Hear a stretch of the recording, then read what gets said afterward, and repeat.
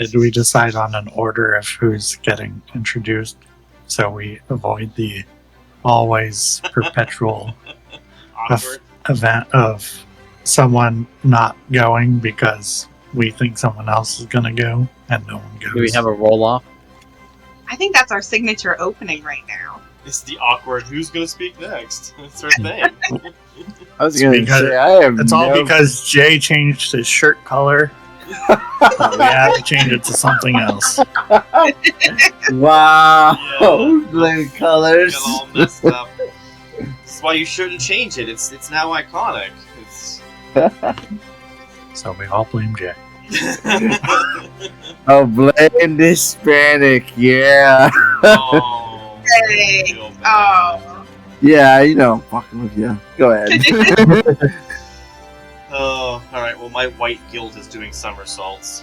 Let's do this. Oh, don't worry. You shouldn't feel anything. You're a ginger. You have no soul.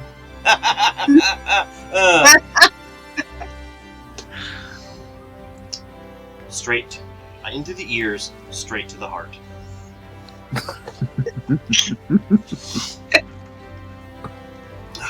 Actually, I do need to color it. It's getting a little bit too red now. I need to reapply the color. Get back to the pink.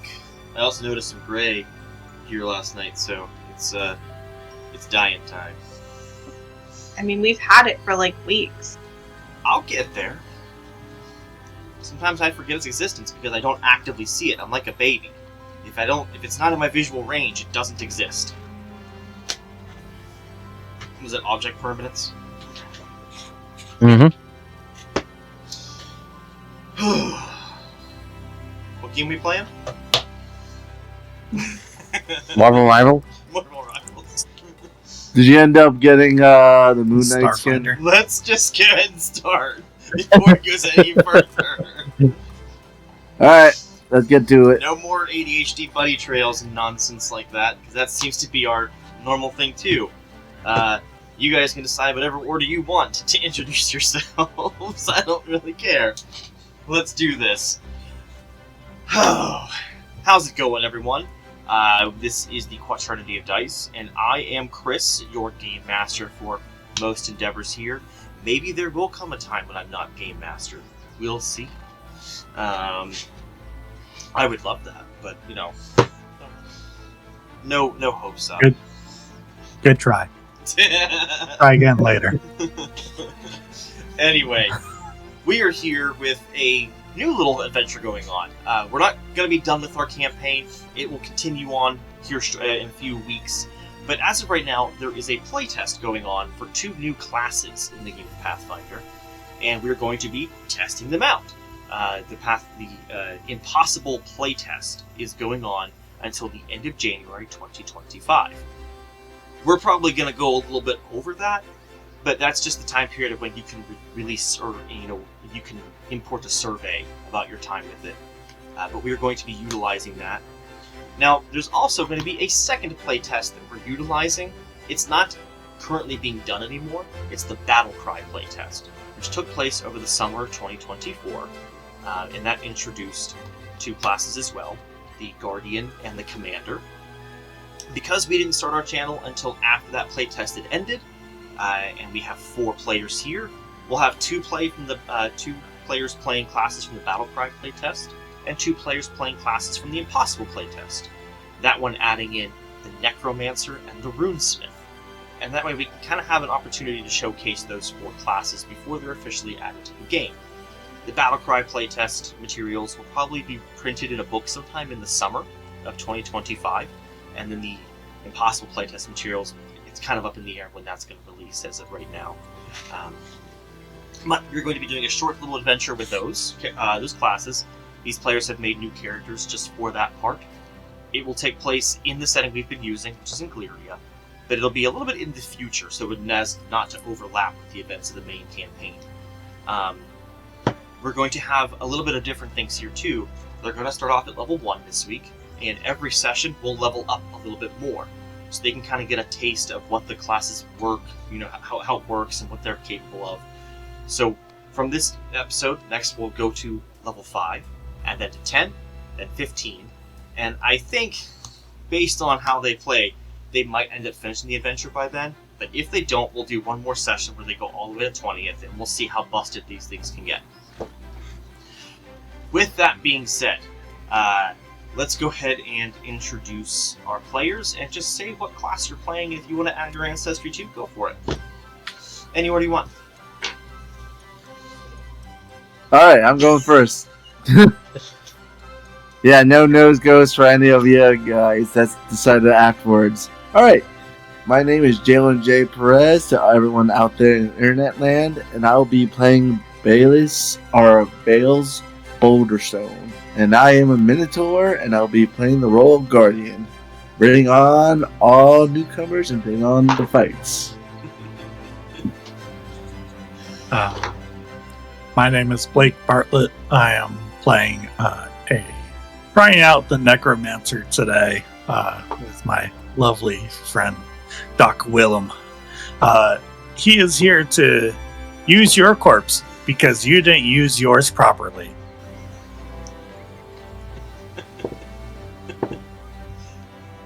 My name is Brent. I am playing the Commander class, and I will be playing as Ironroot, a Colo. Yeah, he's it's interesting. Let's leave it at that. And I'm Abby, and I'm going to be playing a Dwarven Runesmith named Leliana Volkanov. Ooh, like that.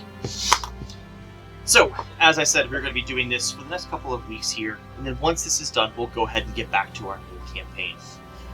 We're going to try to, as we play, maybe shout out features or things about the classes that we find unique or interesting. There might be moments during the course of the playtest when something doesn't quite work right or we have to look it up. These are brand new, so give us a little bit of slack on that. And we'll try to get through it as quickly as possible. But, just expect there could be times that happens. With that said, remember I said we're going to be leveling up in between sessions. Quite extreme.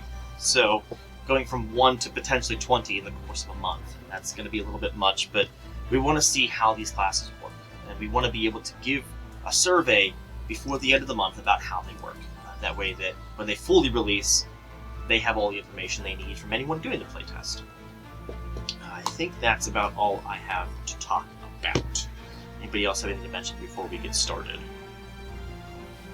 Make sure that you follow us on our social medias, Facebook, Instagram, and Blue Sky. We look forward to engaging with you outside of our game.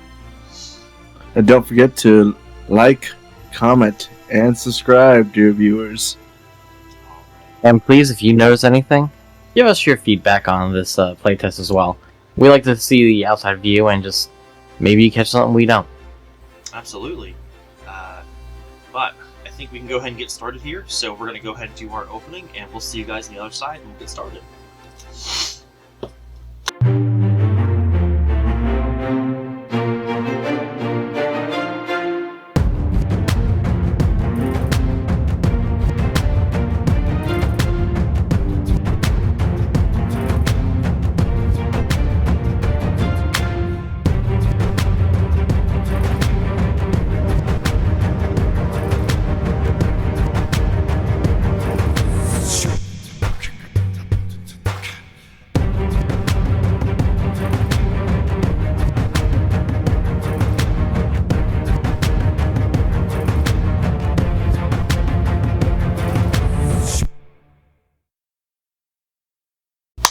And we are back.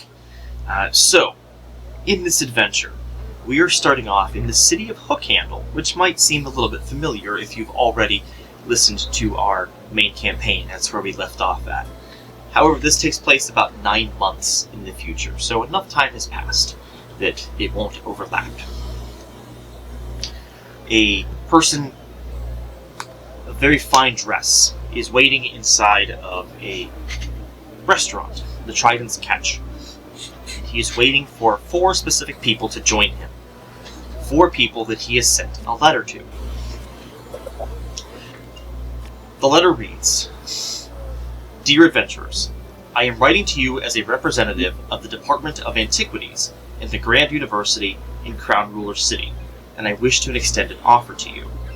We have been keeping watch in inns and taverns, and even guild halls, across the Republic in search of newer adventurers, those who may not have yet made a large name for themselves, and offering jobs to give a name and even some coin for their coffers. The offer to which I write is a hunt, a treasure hunt if you will, at least potentially. There is rumor of something that could be of great importance to the Grand University and the other schools and museums that we are connected with. I dare not say what it is over correspondence, as you never know who may potentially intercept this message. If you were interested in making a name for yourselves, and money for your purses, please make your way to the city of Hookhandle by noon sun on Naraday, the 13th of Staroff. Once in Hookhandle, make your way to the Trident's Catch Grill, and tell a waiter you are there to see me. Present this letter if you need to. I hope to see you there. Sufficient coin to pay your fare from any city in the Republic should be enclosed with your letter. All the best, Torianda Sagabuchi, Director of Antiquities. This letter has reached these four adventurers, the four adventurers you see in front of you now. Some may have known each other a little bit, some may not. One of them indeed knows Torianda, and has heard of him and worked with him before. But all are making their way from different parts of the Republic to this location now. First and foremost, let's introduce Ironroot. What has Ironroot been doing on his way to Hookhandle? He made his way to Hookhandle by actually hiring himself out to be almost like a bodyguard for a caravan coming through. One or two of the other bodyguards may have gotten scared along the way and ditched and ran off, but he tried to keep things going and is just come into town and is making his way to now where his ultimate goal was, but he figured to make a little coin on the side. Absolutely. Now, an interesting thing going on is that during the events of the month of Staroff, it is cold. It's winter. At least the beginnings of winter. And so the journey up from the city southward up to here have been getting steadily colder as you're going more northward. And getting closer and closer to the coast is also getting colder. As cold air off the ocean does hit harder. Nevertheless, you guys have made your journey successfully, albeit with, as you said, much less protection than just yourself, but you've been enough for these folk, and they are happy to have had you.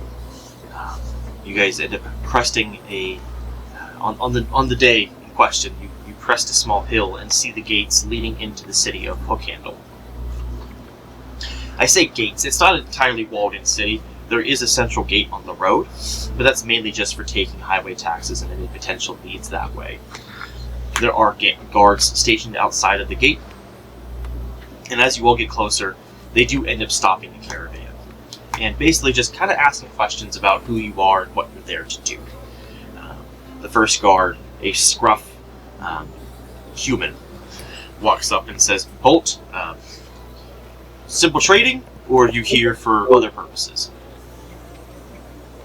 You can ask them. I was guarding, and now I'm here for other purposes. Ah, fair enough. What purposes are you here in town for, then? I have a meeting. Okay, fair enough.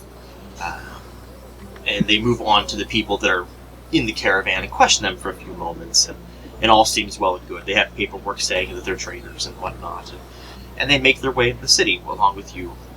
And after they reach the market district, they say their farewells to you and thank you for the service you provided in taking them to the city. And they leave you to your devices. You are free to navigate the city at best. It's probably about 11 in the morning at this point, so you have an hour until your meeting. If you want to hang around and look at stuff, you can, or if you want to make your way over, we can skip ahead. He's there for one reason and one reason only, so I would just look at the guard and say, I would ask him where the Trident's Catch Grill is, just to make sure, go in the right direction. Even though I believe I've probably been here before, but It makes sense. But nonetheless, he gives you directions, and off you can go and take your time walking through town. Spend your hour just kind of idly walking, if Yeah. you need be, or briskly go if you want. It's however you think is best for Ironroot. But nevertheless, you get there safe and sound. Let's look at somebody else, though. Our Runesmith. What have you been up to before arriving at the city?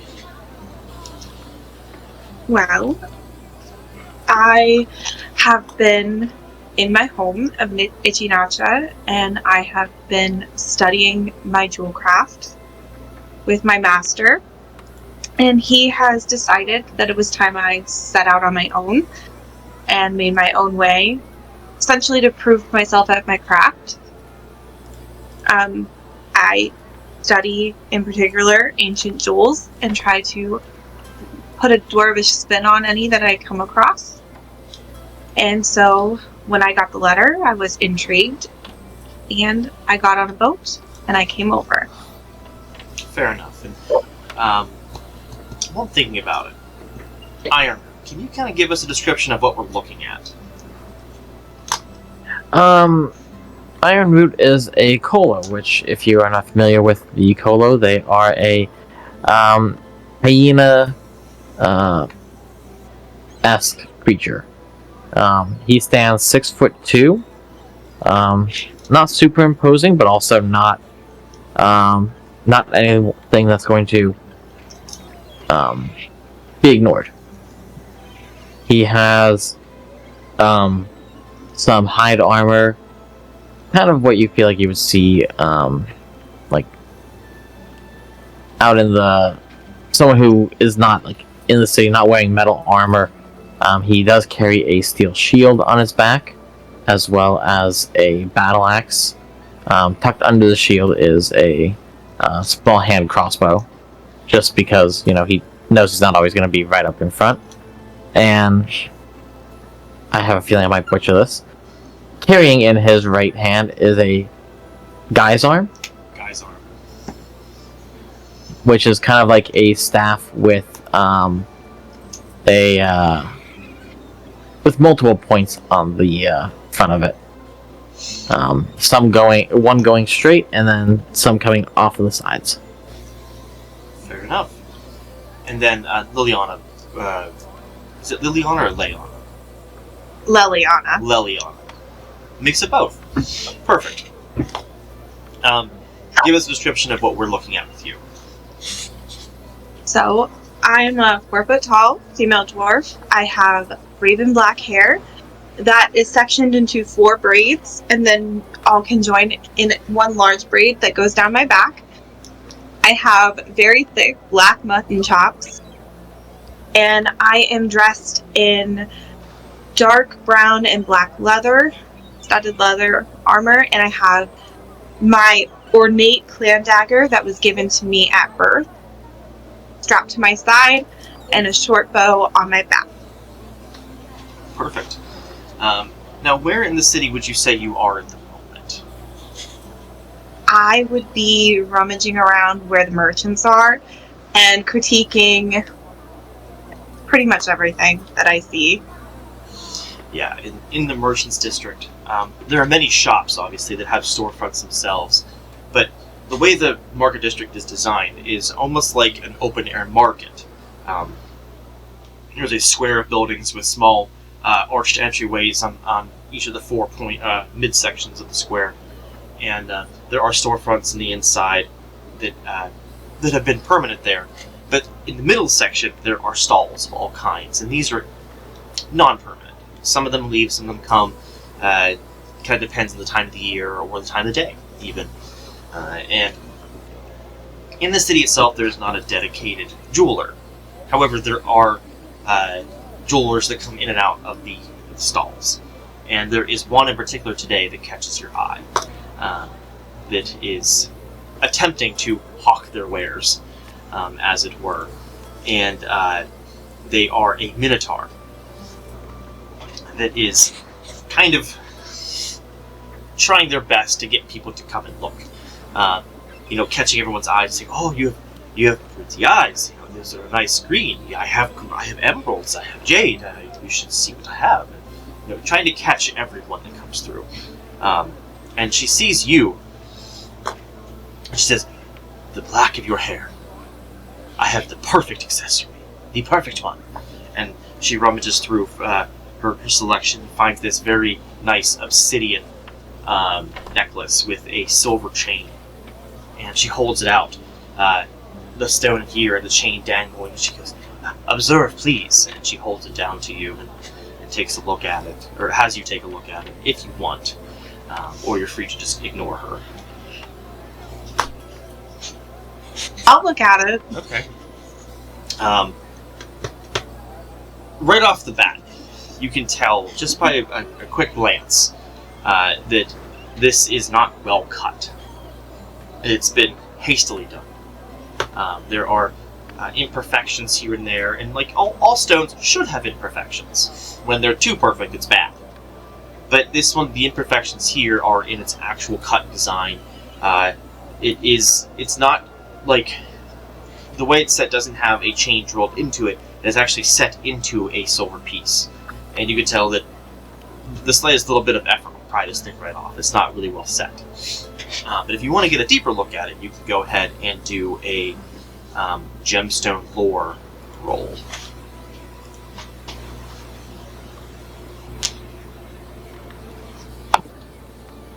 Alright, that's a 12 plus 7.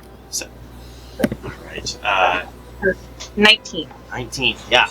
Looking at this thing, this is not obsidian. This is just some random polished sea stone that has been made to look rounded by the repeated waves. And this thing has just been found and polished up a good bit, and it's being passed off. It's maybe even a piece of glass of some kind, of darkened black glass. Who knows? But to the untrained eye, it's passable. But to those who have a bit more knowledge of the gem practice, this is definitely a fake. She's charging an exorbitant amount for it based on what it's worth. It's probably worth about 5 copper. She's charging 2 gold for it.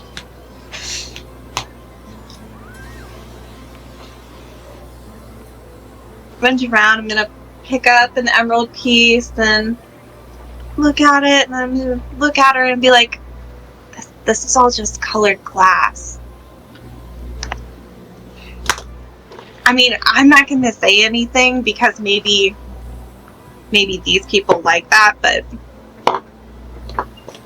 maybe you should find an actual jeweler. You can make a lot more money. She looks and she says, "Give me that back," and she snatches the necklace back out of your hand. She goes, "Bugger off. Leave room for the real customers, okay? Get out of here. If you report me, I'll find you. I will find you." If you do anything against me, I'm sure my clan would be all too happy to find you.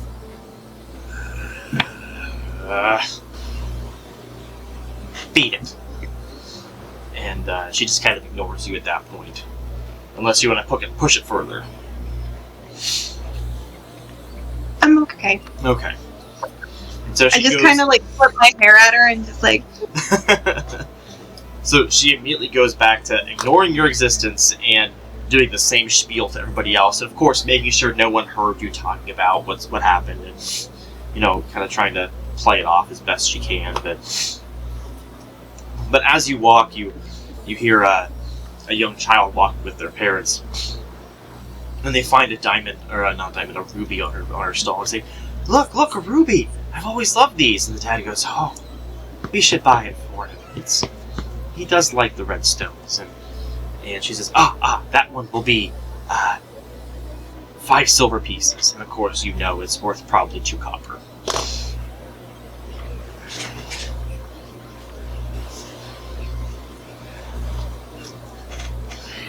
Is it realistic that I would have, like, rough stones, like, raw, like, little ones on me? You have the jeweler background. It makes sense to me. Okay, I'm gonna pull out, like, a little rough one, and I'll be like, Hey, you can have this one for free. Okay. And so, this Minotaur's jaw just drops. She kind of gawks at you for a second, and she goes, and like takes the thing she was holding, just throws it. And she goes, "Can you believe?" It turns to the stall next to her. "Can you believe this? She's trying to get rid of our business." And a few of the other stalls kind of look at you like, "What are you doing?" And the stall to the left of her, or the right of her, is going, "I told you were going to get caught selling fakes." And of course the When you hear the thing shatter on the ground as it lands. yeah, it does. Is it as she hits some stuff on the table, some of it cracks, and the dad's like, "I think we'll shop elsewhere, and if you still offer, the little boy will take the ruby." Yeah. And he's excited and runs off with his parents with it. And now the stall owners start arguing with each other and kind of ignoring you for the most part. My work here is done. I straighten my... And so, any plans you have next, or are you heading towards the restaurant? Headed towards the restaurant. All right. Our next individual has been in town for a bit, I think. Our human friend. What has Doc been up to? Well, Doc has been in town a little bit, in the little bit poorer section of town, I'd say, most likely. Or just in the not as well lived part of town, I would say. You see Doc kind of using a simple, like, shack, like, semi-abandoned sort of building, with a individual who looks to have some sort of leg injury on a table in front of him. Well, you can see Doc kind of pulls off these thick smoked glasses that kind of normally conceal his eye color, but when you see them off, it's his eyes are a dark onyx color with a ring of golden coloration to his irises, and he kind of just puts them back on. Has a salt and pepper kind of beard, a bit thicker. Has a small, like, almost sort of top hat, but a little bit shorter, with some incense kind of hanging off of it, not currently lit. Well, looks like this leg might be a little bit infected. Could definitely take care of that for you. You say this has been hurting you for past about 3 days or so, you say? It has. I don't know what's happened. I just... The clinic at the cathedral, I can't afford their donation fee. I know it's donation, but if you don't do it, they look at you bad. Of course. That's what I'm here for, to help. I'm here to be of assistance. I do have some bad news, sadly, that unless I take care of this leg today, that the chance of infection spreading to more vital organs is very highly possible, and that can kill you. So I am willing to take care of it for you, just with a small fee of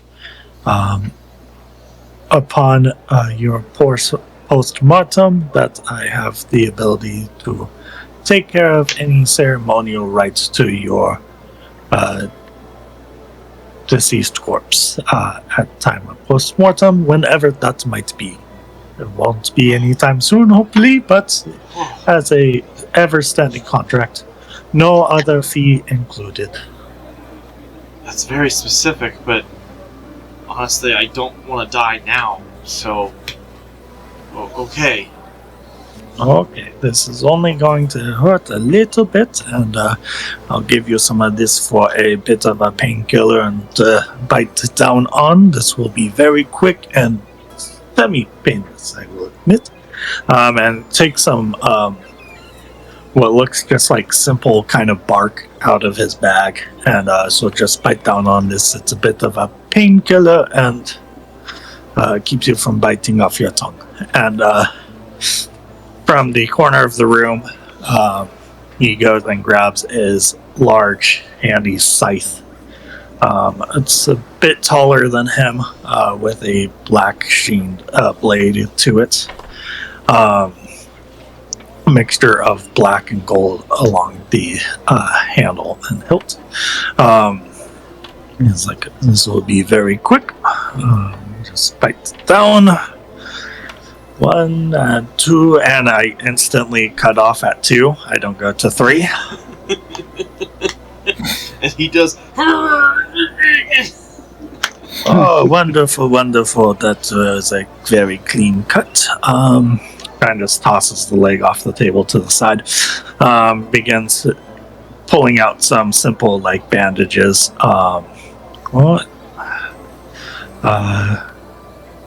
So wrap that up. You are all set. Let me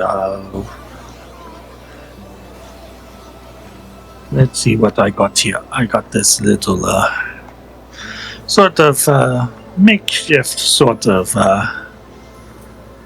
crutch that you can use for a little bit of time. Try and keep your weight off of it, of course, until you can get something maybe more permanent available to you. It's a lot better than death, I can guarantee you that. And take a couple more pieces of this bark and some herbs. You just steep this in some water and drink it, let's say 2 times a day for the next week or 2, and you should be set to go. Well, thank you so much for your patronage. I wish you the very best of luck. And as you're going, he takes a big jug that had been nearby of some sort of liquid and just douses the entire bandaged area with it, and just kind of yells for a bit. He goes, I just want to be sure it's clean. Well, I can guarantee you it was clean before. Okay, Now I it's trust you. time. I can't guarantee it as much, but good luck with that. And he kind of goes to the table and starts picking up his bag and a little metal container that is currently emanating some incense, some sage, and juniper, kind of slowly simmering. And he's like, well, best of luck, and try not to let me see you too soon. Okay, I'm just gonna lay here for a while. You do take the time you need. And he takes a pop of the hat and begins to head out of the building with his scythe and bag in hand. Okay. Anything else you're up to, or are you heading towards the restaurant?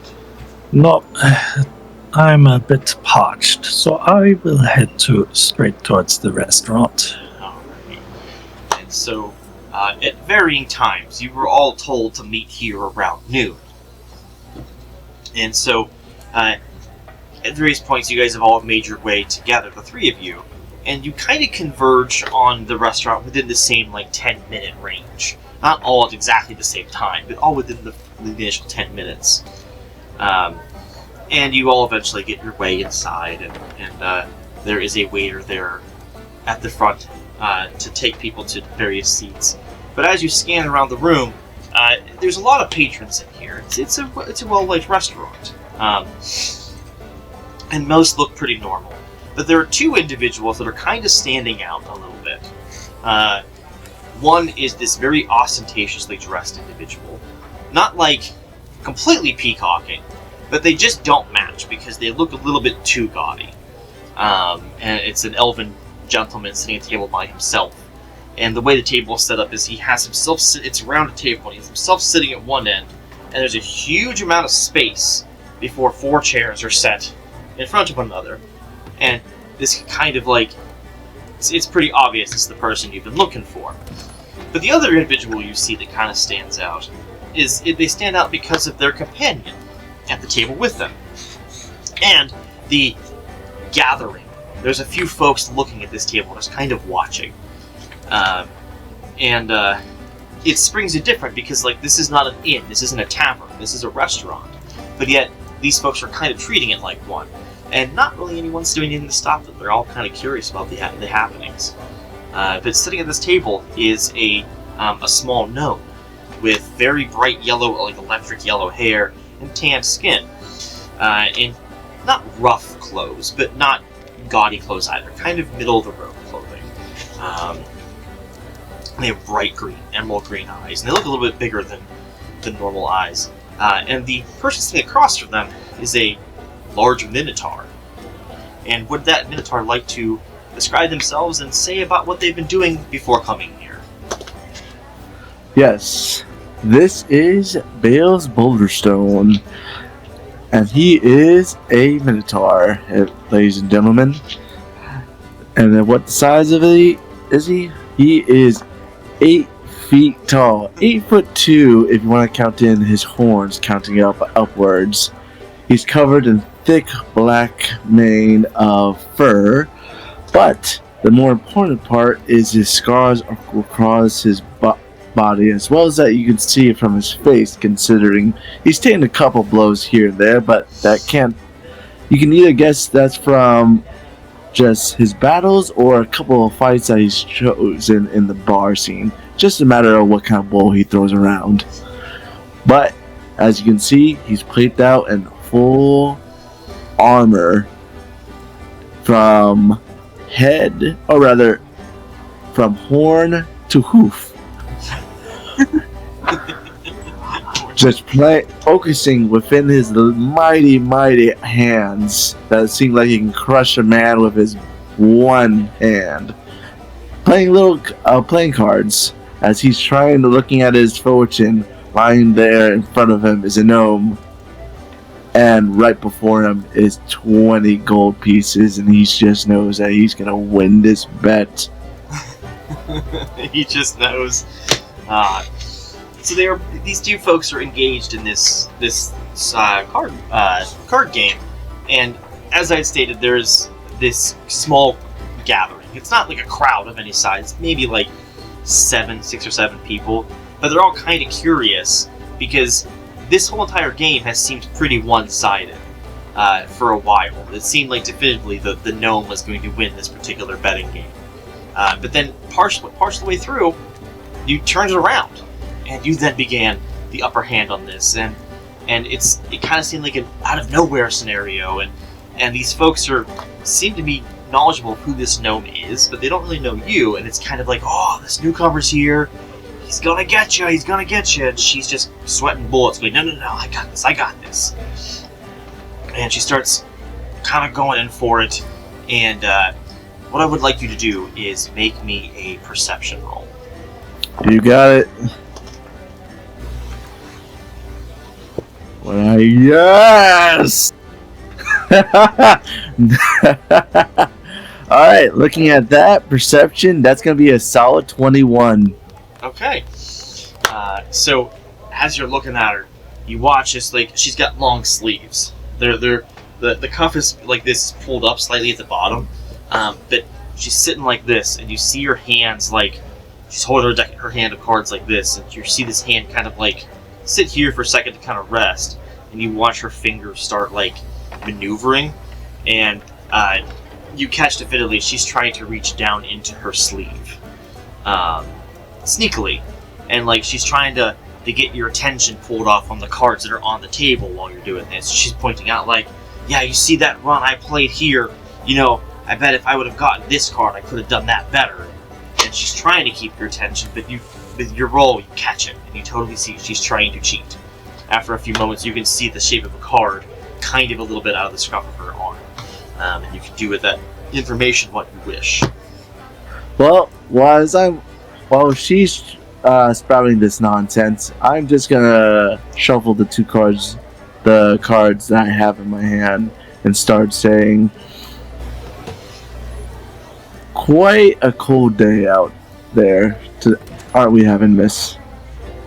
Yes. Good thing you got that coat on, right?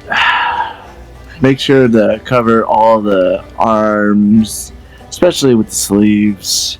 Yeah. You know, I got this thick mane, but all you have is just that little coat on you, on that little body. And you know, I bought this coat with winnings from games like these. Oh yes. It's I'm pretty sure it has a lot of secrets in it, doesn't it? Then again, I don't know what you're talking about. I mean, it's just a coat. Coats don't have secrets. It's just an object. true. It all depends on the person who's wearing that object, isn't it? Now, people have secrets. People lie. I guess that's the truth. And people cheat. Some folks do. Yeah? Where are you going with this? Are we playing cards? Oh, we're playing cards. It's just that, I don't know. I just feel like people who cheat, generally in life, they can only get so far ahead until they just upset the wrong person. Sometimes they just get their head bashed in. Sometimes they're just pulled apart, limb from limb. Sometimes they're just put into a can, or rather, maybe a pot, and somebody just sets that pot on fire and hears their screams, and while just counting their own coin. Are you? And at this point, she pulls her hands apart, doesn't have any cards pulled out, and is put back down. Are you? She stands up on the table and gets eye to eye with you. She's pretty short for a gnome. She's about 2'10". And she tries to she actually has to look up at you slightly from the table. Are you trying to blame me? Are you trying to accuse me? Oh, I'm not saying anything. I'm just saying that I'm not the one you want to pull tricks with. I don't think I like your tone, Mr. Minotaur. And at this point, the waiter, who you three had seen, walks over and says, "Miss, dismount at the table, please." She goes, "Fine." And she goes to put her hand down on the table to climb down. And as she does so, a card slips out onto the table. And she goes, I don't know anything about that. I'm out." And she just drops her cards and leaves. Oh, really, miss? Where are you going? We were having such a lovely conversation. Come here, I think you forgot something. And I'm looking at, well, if she wants to forget it, I'll tell you the 5-second rule. And I take the 20 gold pieces and just put them into my sack. Put down my cards. Only had 2 of a kind. I'm going to keep your roll intact, and the rest of you, because you aren't really privy to this, because the person would have passed by you leaving the restaurant, you would definitively hear, as they went past, some other voice speak when she opens the door, saying, "We had a deal," from outside. And then, of course, she shuffles off into the crowd. Because there are people milling about. It's only about noonish in the day, so there's tons of people outside, despite it being cold. Now, at this point, the waiter walks over to you, Bales, and says, "I don't know what that was about. I don't want to know. However, seeing it is now noon, you had told me initially that you had a meeting. I do see that the person you are scheduled to meet has arrived. They've been sitting here for a few moments now while you've been playing the card game, which we graciously allowed, mind you, when it comes time to a gratuity. Nonetheless, your messenger is here waiting for you," and he points and gestures over to the ostentatiously dressed elf a few tables away. Now, you do not have weapons on you at the moment, because he had asked you when you first arrived to leave them by the door. Your armor, he said, I'm not going to make you take all that off. That would take quite a while. You may leave it on. The three of you, when you walk in, he eventually comes back over to you guys after dealing with this situation and says to the three of you, let me guess, you're here to see someone. Don't speak at once. Yes. I had a feeling. I see you all carry some weaponry. You must keep them in the entryway. And he points a very graciously well-dressed human points towards like this little like section with like coat racks and stuff like that. And you can see some weapons laying there now. It says you must leave them at the door. I don't want any problems. This isn't a restaurant, not a bar scene. Better not lose it. It's not mine to lose.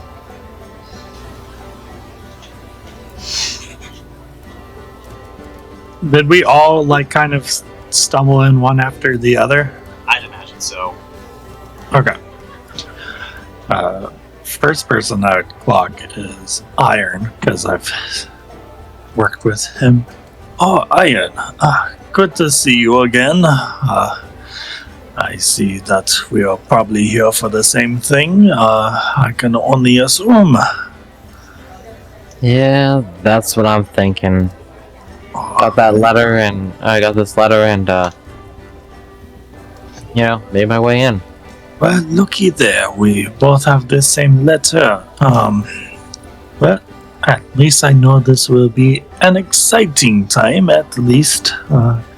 Usually some good accompaniment is usually followed in your company. And the one thing I should mention too is the room just begins to waft with the smell of burning sage. I have my little canister hanging from a chain on my side that just is constantly burning with sage. Not the worst smell. Actually quite pleasant to some. And people start to notice, and they're like, "Yeah, okay, it's an ambient smell. It's nice." Let's see. And then I do believe that Leliana.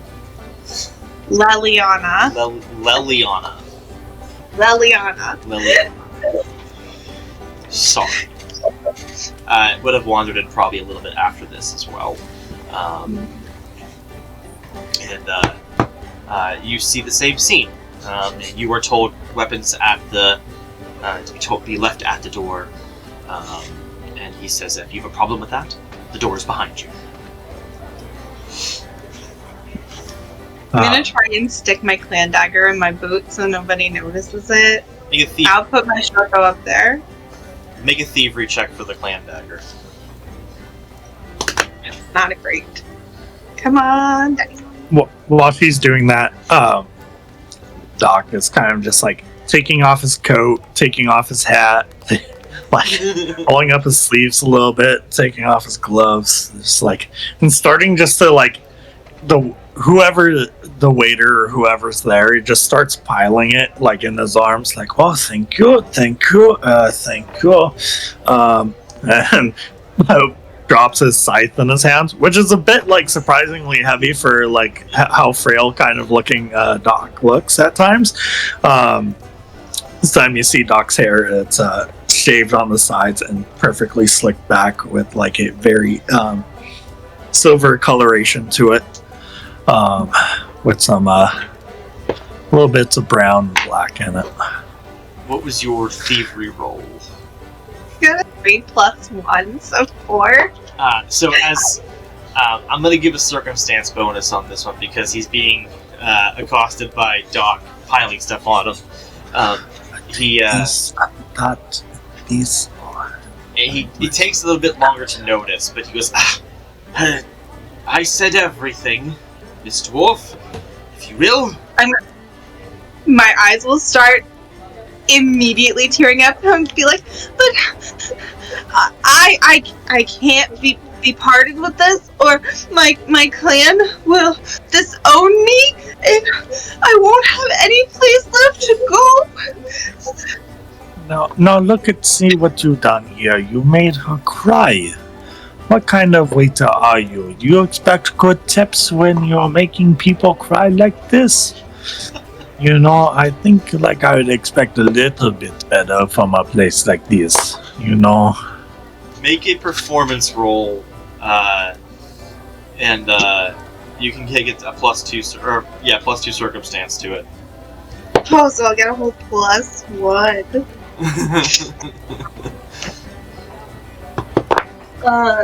16 +1, 17. He goes, "It's just a small knife. Make sure it's not too visible." And then he takes all your stuff, Doc, and starts walking towards the entryway. He goes, "I'm not paid enough for this shit." And he starts hanging things up very nicely. Despite him grumbling, he does take great care to be sure your stuff is well taken care of. Thank you kindly. And he says, "I take it all three of you are here to see your, I guess, patron." And he gestures towards the elf, where I'm assuming Bales is now making his way over. Oh yeah, but he made sure to leave at least 5 gold piece tip for the waiter. Perfect. And unlike the myth of the bull in China shop, you are surprisingly graceful making your way through the tables. People look like, because you're quite large, but once you pass by, oh, okay. And no one seems bothered. Three of you are now, the two of you had discussed that you were here for the same reason, but now you understand that someone else has walked in and is now part of this, whatever endeavor should be. It appears that you'll be accompanying us to this interesting table, I assume. Pleasure to make your acquaintance. My name is Doc Willem. I'm here for all your, let's say, injury troubles. Oh, I'm gonna be honest with you. I didn't like that pause in between. But I say injury troubles, but it's a mixture of injury pre and post mortem, I should say. Did you make your way over to talk to them? Because I was commenting on the dwarf joining. Yeah, that's what I thought too, and I just thought you said it out loud.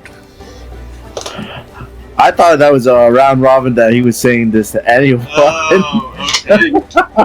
But I was already making my way to the introducing table. myself to be in general good for it. Alright, anything to comment on that? And you'll see all of the tears have completely cleared from her eyes, and she's back to completely normal. And she takes out the teeniest, tiniest little rock that she can and puts it on the greeting table for the guy. He looks at it for a second and goes, "Thank you." It's a sapphire. And he takes it and he goes, "Is it really?" Yes. Oh. Well, thank you. My wife likes these. That's her favorite. And he tucks it in his pocket. And he seems really appreciative. Now, the ostentatiously dressed individual has noticed Bale's obviously making his way over. It's kind of hard to miss an 8'2" person walking over. But he also looks over and sees the three of you standing in the entryway, and he stands. And he is, as I said, he's an elven fella with bright electric blue eyes and dirty blonde hair pulled straight back, almost like a Viking cut. And he's wearing white and gold, very elegant clothing. And he raises his arms out like this. He goes, welcome, my friends. Please come sit. It's good to see you all. I hope your journey was okay. Pretty uneventful. Oh, Ironroot, it's good to see you again. Been a while. Well, please do sit. And he gestures at the 4 seats that are in front of him, technically, because the way he has the table set up. Perfect. I love sitting on the one side of the table with 4 other individuals. It's nothing like a perfectly good circular table to put all the chairs except one on one side. Well, this just works out perfectly then. I'm glad to have accommodated your likes. Unknowingly. Of course. And he gestures to the waiter to come over, and he says, please, anything that these all desire is on my tab. Obviously, you guys can order what you want. And he says, don't go over the top. Just keep it contained. I guess. You guys got steak? Of course we do. Oh, that sounds lovely. I'll take a lovely... Ribeye or just something simple? And I just kind of look over at Adam. Or at him. At the waiter? No, at Doc? Wayanda. Oh, the host. He says... As I say, ribeye. He says, whatever one dinner they wish. Just one meal. And no extra. I'll go with a simpler one and a nail. Enough? Sounds lovely. I will have a lovely bottle. I'll be generous. Bottle of your red wine. And then I will go with. Let's go with a ribeye. That sounds pretty nice to me. With just some simple mashed potatoes, please. Thank you kindly. Okay. Rare, by the way, for how I like it cooked. Oh yeah. A blue, please. Oh, no, that's a wonderful. Not an often strike we see in here, but I can take care of it. Not a problem. And the 2 of you, and he gestures to Liliana and Bales. Do you have shepherd's pie? I don't know. That's not something that's on our menu. Let me go see if our chef could make something similar. And he walks away for a few seconds and then comes back. He goes, yes, they can make a variation. Yes, it's not lamb, but we do have veal. Okay. And then I'll have some aged potato juice. Potato. And I think she's talking about vodka for you. He goes, clever. We do have vodka, yes. I can get that.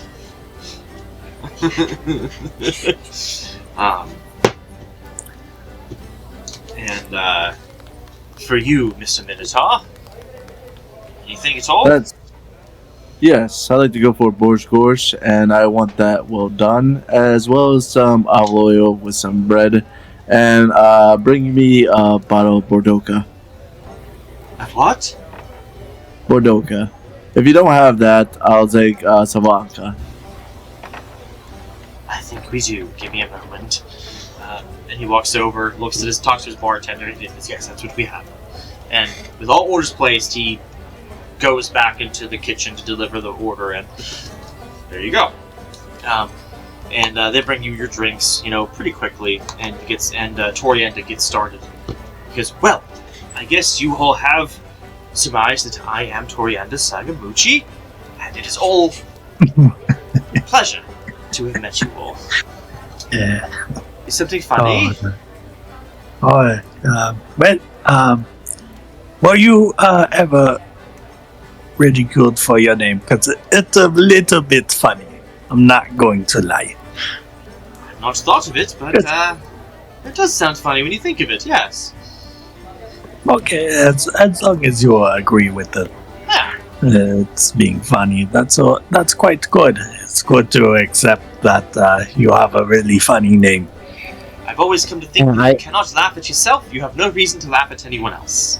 I Oh, have for heard a sure. bard think of something similar to your last name. Garamouche, maybe? I don't know. Uh. Well, nevertheless, for those of you who may not have quite gotten the bottom bit of my letter, I am the Director of Antiquities at the Grand University. I have been with them for quite some time, and the reason that I have brought you all here today is, as we have established in the letter, we are looking for young adventurers to take part in some field expeditions for the university. We used to have a field team, and due to new leadership deciding that our money should be spent elsewhere, they decided to independently contract out other adventurers. The people that we had on staff as field agents have been doing so for decades, and they were expensive. But to be quite honest, they can pay you less than them. That is why they're offering. That is their main point. The school can spend less money hiring you than it can paying seasoned veterans. But it comes with the added bonus that if you do any expeditions for us, you get recognition, you get accolades, you get notoriety. Is the best thing for new adventurers like yourselves. And so we have been scouring inns, taverns, guild halls, even just the roads themselves, looking for people that we have a need to work with before. I have crossed paths with Mr. Ironroot before, and we have utilized his services once or twice, and he's been a very accomplished commander. Led many good missions for us over our time. And the rest of you, I think your skills, independently, combined with his, will make this expedition that we have a need for. I think you would be of great help, specifically with these matters. But what I want to know first is all about each of you. As I said, I've known a bit about Mr. Ironroot before, but some of you may not have. And so, tell me, how was your trips from where you came from to here? And I'm not going to make you guys go back over it again. You tell him the same thing you told all of us. It's just a conversation describing your time.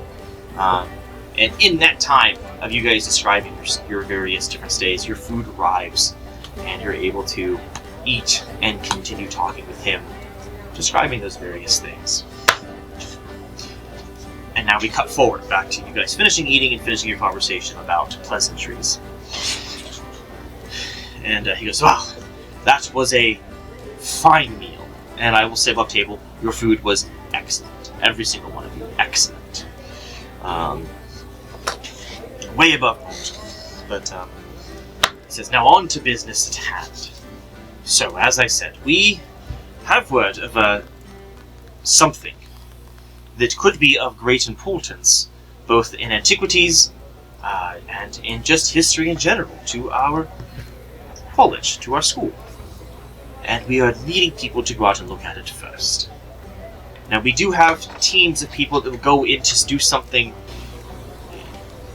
after it's been checked first, but we need adventurers to seal it, to kind of survey it, if you will. This site is a potential archaeological site.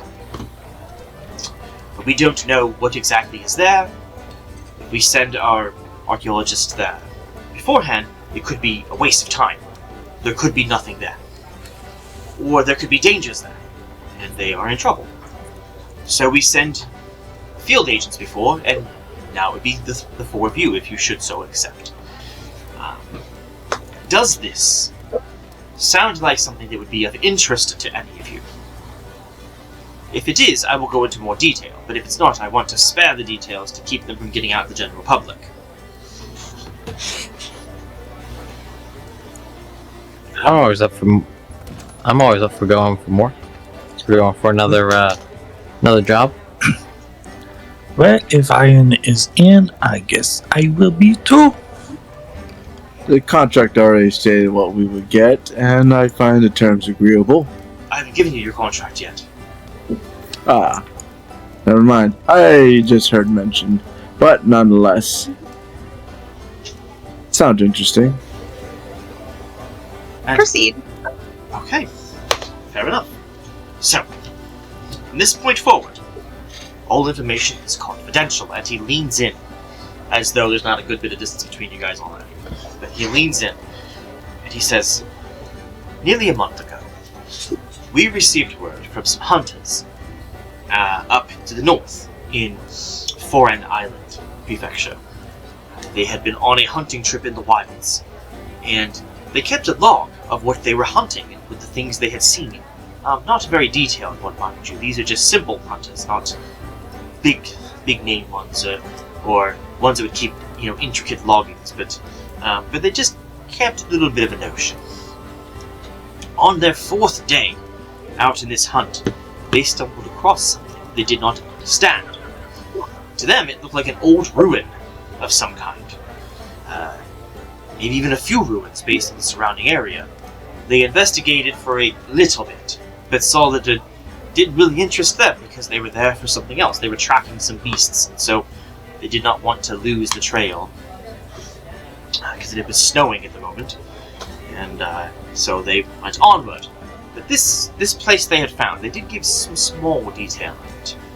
It was at least one large building that they could see bits and pieces of, or it could have been, to their knowledge, a bunch of smaller ones. Maybe this was a large hall, or a large manor house, or even royalty, or a small village. We don't know. But what is interesting is, to our knowledge, there should be no such things up there. All settlements, to our knowledge, are only as old as the Republic itself. Everything we've been told, there is nothing predating the Republic on Foreign Island. And so this raises some questions. If this thing truly exists, what is it? Where did it come from? What's the purpose of it? And so we need someone to check it out. Because, as stated, this comes from the word of the journal of one such hunter. What if he was lying? What if they just saw something they mistook for this? What if this is all just hearsay? We don't know. Presumably, this individual is still in Foreign City. That is like a base camp for hunting expeditions in Foreign Island Prefecture.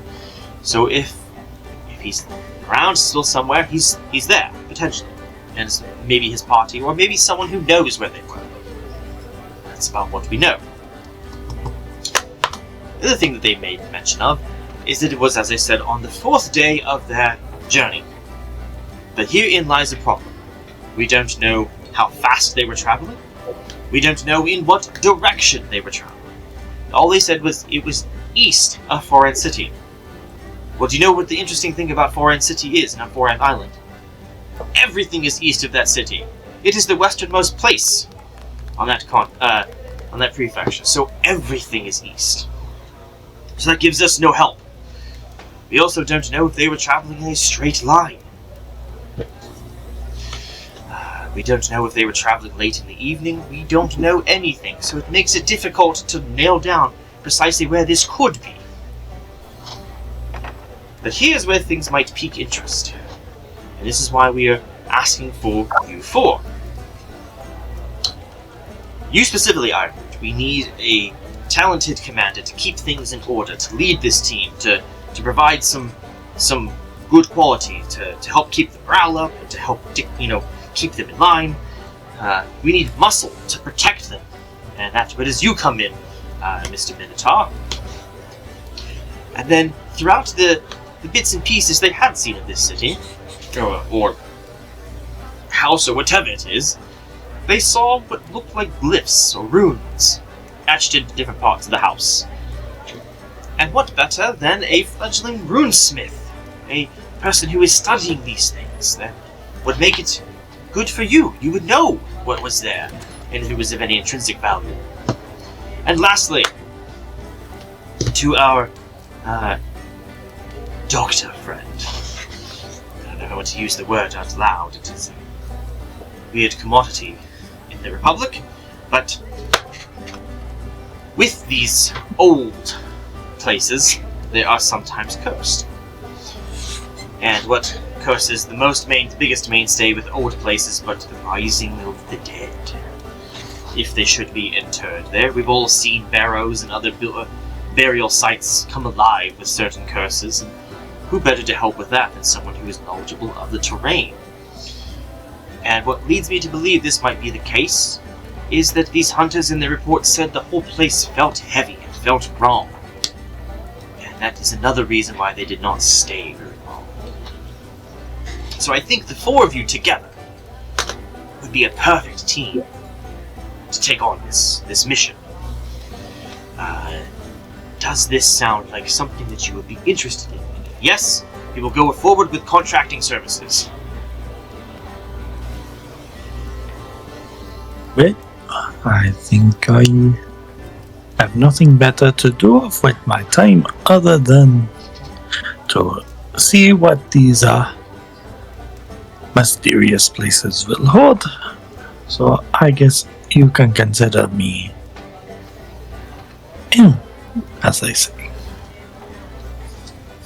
We would get You know me. You can consider me. Would we get exploration rights, such as first dibs on anything that we come across that the museum's not interested in? We will go over that in your contract if you give me the go-ahead to move forward. Then I agree. Miss Dwarf. Oh, I'm definitely in.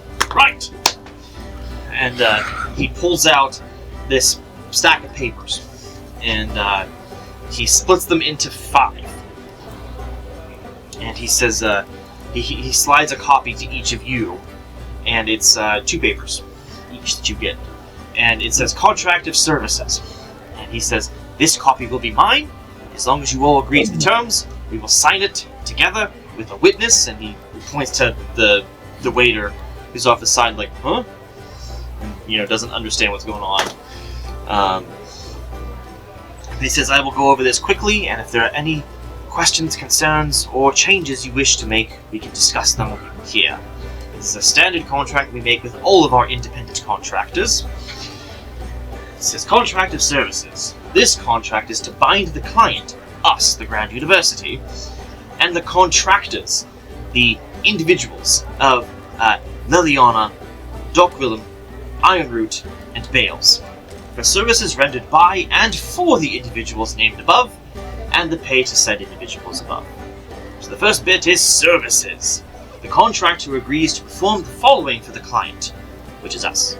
Confirm, locate, survey, and report on unknown ruin found on Foreign Island.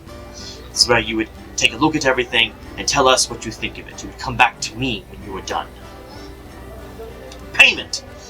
In consideration for the services to be performed by the contractor, the client shall pay the contractor in the following manner: a one-time payment of 50 gold pieces per individual, and a retaining position as a future contractor, name recognition on find of ruined site.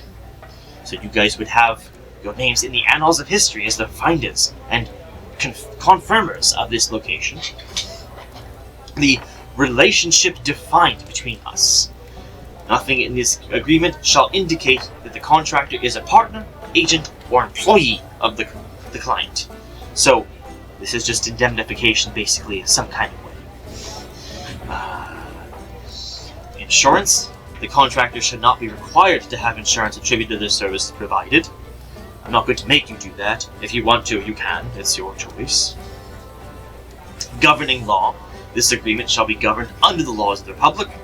Of course it will. Why wouldn't it be? We are in the Republic. The term.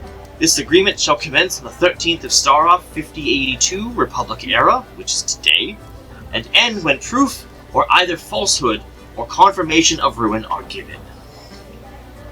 The work status of you. The client hereby hires the contractor as an independent contractor, and the contractor hereby accepts the terms of the working relationship as set forth herein. Indemnification. This is a big one. The contractor shall indemnify and hold the client harmless from any loss or liability of any and all kind from performing the services under this agreement. This is dangerous work, potentially. And so if we have to do everything full, if anything bad happens, that's not a good look on our end. You guys are adventurers, you know the risks. Expenses. The client will reimburse the contractor for the following expenses: travel and appropriate cold weather gear. So we have paid your expense for travel here. We will give you travel expenses from here to Foreign Island. And then we will also pay for cold weather gear, because it is cold there. It's cold down here. Of course it's going to be cold northward.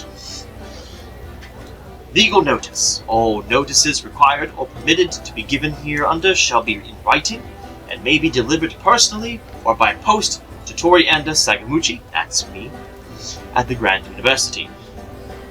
And then finally, pledge of loyalty. The contractor and client shall both agree to a pledge of loyalty to the cause being laid out above. And that is finding this ruin, right? And then he calls over the waiter. And he says, and he shows him the contract. He goes, we just need a witness. And he says, now, to all of you, if these terms are agreeable, we sign. You agreed to pay the expenses of the travel and the cold weather gear. What about rations? We assume that you would have that handled on your own. I did just see someone win 20 gold, did I not? That has no bearing on this. This is an expedition he wants to go on for an extended period of time. How about this? We will cover 1 week of rations. 3 2 weeks. 2. Or 3. 2.5. 2. 4. 1. 5. 2. 5. You will have meals provided on your ferry from here to Foreign Island. 2 weeks on Foreign Island should be plenty. Quick question for you. Yes. Now, for the cold weather gear, did you already go to a purchaser or a tailor, or do we find one on our own? You may find one on your own if you wish, although I do know there is a leathersmith in town who I have a personal relationship with, who can give you what you need. He has base gear at the ready, already set. All you have to do is make some simple measurements for some small alterations to be on your way, but you are free to go anywhere you want. If you go to the leathersmith, he already knows you'd be coming and would not charge any at all. If you go somewhere else, you pay, provide us with a receipt, and reimburse you. For the leathersmith, where is he located, and what's the name? He gives you some simple directions, and he says, it is Tom's Hides and Leathers, and the person who runs it is Tom Brownflank. He's a centaur.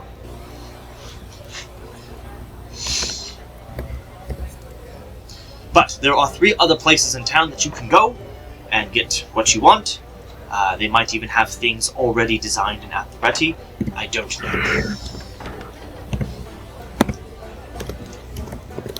Understood. I think we are all set. Just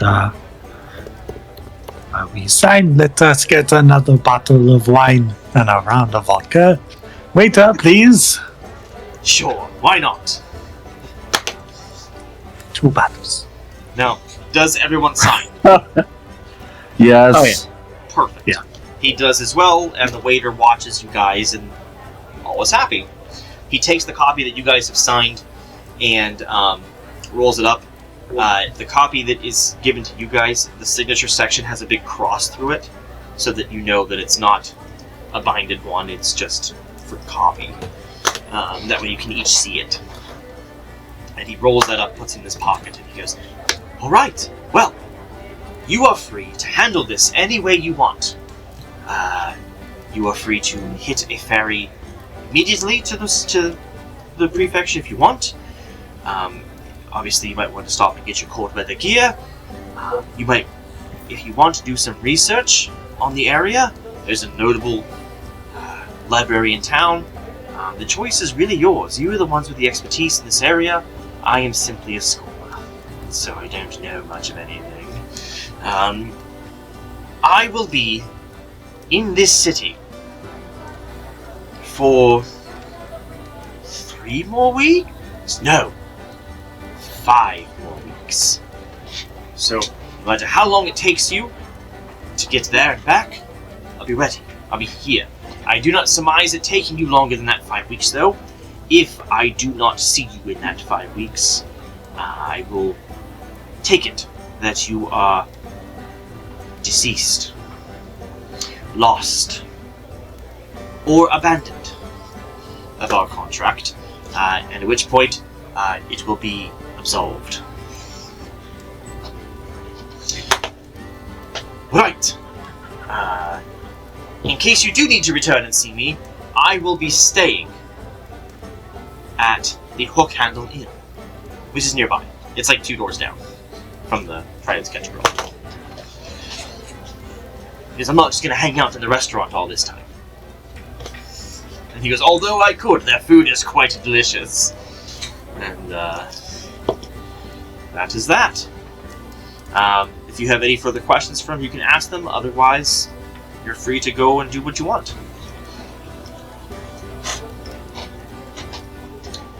But I think we're ready to go. As I'm grabbing one of the bottles of wine, the least drink one, getting the cork and putting it back in and putting it in my bag. Yeah, he doesn't stop you. Yeah. But wine for the road. Alright. And as you all start to get up and leave, he does stand as well, and he gives a slight bow, and he says, good luck to you, and please, be safe. This is something that we are very interested in, and also we're interested in your safety. Don't think that I undermine that. Just because we are not responsible for your deaths does not mean that I want it. I don't want you to succeed. Oh, no worries about me. You can Quick question I'll be there for yours, though. Yeah. Just a couple of questions for you. Did the hunters report any creatures that are around that landscape? I don't know. I'm assuming they would know it pretty well. They were hunting moose in the area. That's what they were after in the initial reports, but I don't know. They didn't comment on everything they'd seen. But if you head to Foreign City, they'd be able to tell you there what you would find. And has any competitors heard about this information? That is something that we are unsure of.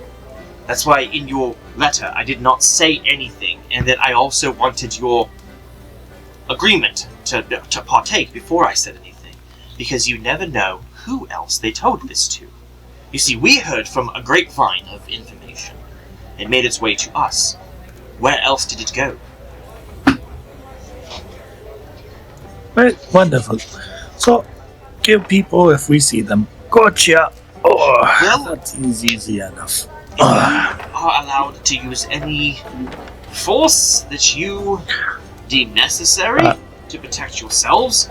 I will say, under your contract, you are not an employee of us, but you are somewhat representing us. And so, if you should do something that is untowards, it has nothing to do with us. We are indemnified. Dog pulls down his glasses. Of course. Wink, wink, nudge, nudge. Of course, I see what you are laying down. Well, thank you for the meal and the wine. Let's go. Yeah, let's get this cold weather gear so that way we don't freeze out there. Go up to our servant. Thank you for the wonderful meal. Let me take care of your tip. 1, 2, 3, 4, 5, 6, and 7 copper pieces. Go ahead and buy yourself something nice with this, okay? Pats At him about on the 30% hand. onto it. Okay. And he's very graciously accepting of it. But enjoy. Thank you. Thanks to my stuff. Of Yes. course. Please collect your belongings. We do not wish to own them.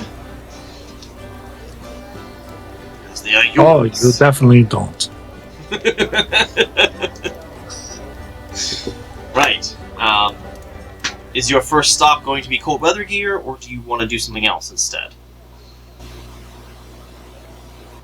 I would want to go and get the cold weather gear taken care of first. Okay. Yeah, let's go get some.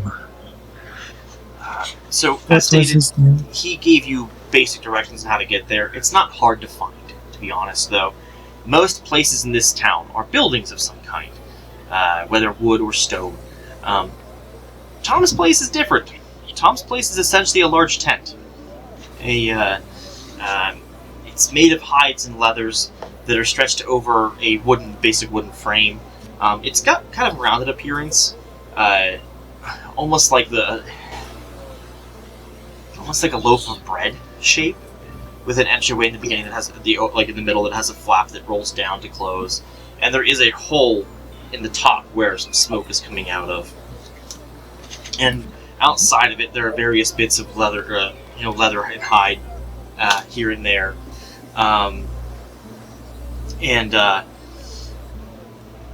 There's a simple sign in the ground, a simple post that has a small wooden plank hanging on some bits of rope that just says Tom's Hides and Leather. And you can see from the outside of it there is a person in the inside, and they seem to be working on some bits of leather at the moment. They kind of have it fleshed out. It looks a little wet, like they've just taken it out of the hot water bath, and they're currently working it. Are you walking inside? Yep, Yeah. I start Yep. walking inside. Oh, is this what the young ones call a chic kind of place? Very old school, I believe they call it nowadays. And as you guys walk in, the proprietor, Tom, the centaur, his horse half is. It once was a mighty draft horse kind of style. Age has made it a bit smaller. His hide was once very, very dark black, but you can see bits of gray here and there. His tail is still very much bushy, though. Very elegant, with some beads and stuff all the way through it. Up, and the person half is a very aged individual. Looks mostly human. If you were to gauge age based on how he looked, you'd imagine that he's probably in his 80s. He's rather old looking. The skin is dark and tan from years of outdoor and years of hard work. His hands are pretty gnarled and large. Despite his age, he still has some muscle on him, but you can see that he probably was bigger at one time, but age has compressed him slightly. He is wearing a leather vest, that is adorned with all kinds of intricate jewelry. His hair is stark white and is pulled back in a very tight bun, and he has a long beard coming down to about mid-chest. Very Santa Claus-esque beard. Looks like it used to be oiled and slicked, but he stopped caring. Although he doesn't have that yellowing effect here like some older men's beards have. And he, when you say that comment, he kind of looks up and goes, "Okay." Okay. Help you? I push Iron forward. Alrighty, off here this later. Done what we need. Fearless. Yeah. We were told to come get some cold gather gear. We got a little bit of a trip we gotta take. Okay. Told you we're the one to see. Sure. Speak to an elf. Yes. Okay. You're the 4. You told me you'd be arriving. Come here. And he to you, he just, come here. And he kind of gestures near in front of him. All right. And he goes, stand still. And he pulls out this piece of leather, or not piece of leather, this piece of rope that has knots in very distinct increments. And he starts holding it in different places. He puts it all the way to the ground. It's not as tall as you. It's probably about 4 feet tall. He lets it dangle from the ground up to where its end is. Puts his hand where the end is, and then pulls it the rest of the way up. And he's measuring you. Yeah. And he gets your total length. He gets your circumference, and he gets every bit of you. And he goes, seems fair. You. And he says to Bales, come here. I step forward. And he does the same. And all 4 of you, he says the same thing. He just finishes with one of you and waves you off. Says, all right, you here. And gets all of your measurements. When I go up, when Doc is up, he's like holding out his arms. I always found the centaurs quite interesting, with the 2 rib cages and all of that. You don't see that quite often in any other creatures. It's just quite a fascinating thing. Oh, that's a little ticklish. Thank you so much. I always wanted a new coat. Okay. Wonderful. I like this guy. Okay. Reminds me of Iron. And after he gets all of your measurements, Kind of looks over at you.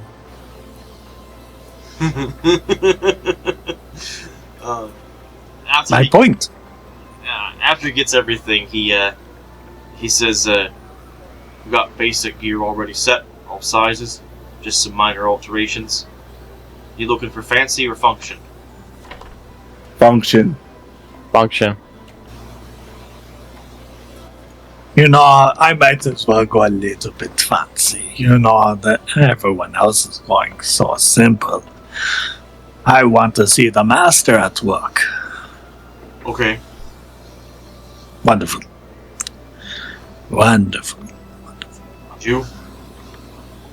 Just looking around, just like you have beautiful craftsmanship. I would love to see it in my clothes. So fancy, please. Okay.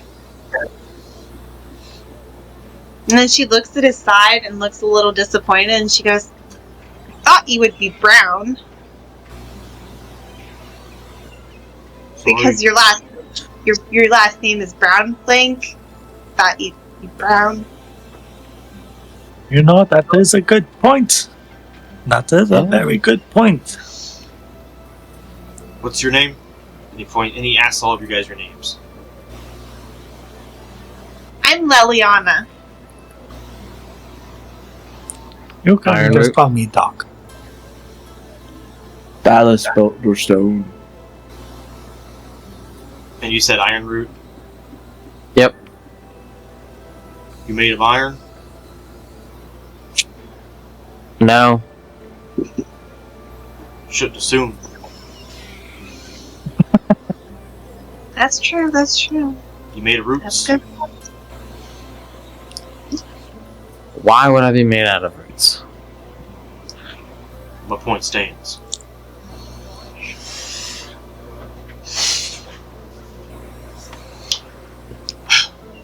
I am a doctor. Okay. Yeah, so my point stands. You. Hooves covered or hooves open? Hooves covered. 4 hours. Wonderful. Alright, send you guys on your way unless you have other questions for him. No. Thank you, wonderful craftsman. And he doesn't wave, he just kind of gets to work. You can see him pulling some different bits of leather, a couple of different outfits that have already been crafted. And he starts, taking some seams out and adding new bits. And he's moving fast, and you can see that his hands, again, are gnarled and large and muscly, but he's being really delicate. Years of practice at doing this. But after leaving him, what's your next stop? Well, should we figure out what time our ship is leaving? Because I don't remember if you told us. I mean, that could be my memory going too, but That's where we should I don't at want to least get caught here. to the harbor master and pick up our tickets. Okay. So, you guys can easily ask directions where to go, and you make your way to where they tell you the harbor master's office is, and it's right off the side of the docks.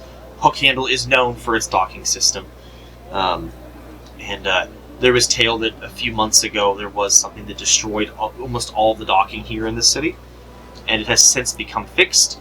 It is all updated, and is even a little bit bigger than it was before. There are a few new buildings that are still under a bit of construction. One fully operational warehouse and a second warehouse being built next to it that you can see is currently being made. But the harbor master's office itself still stands.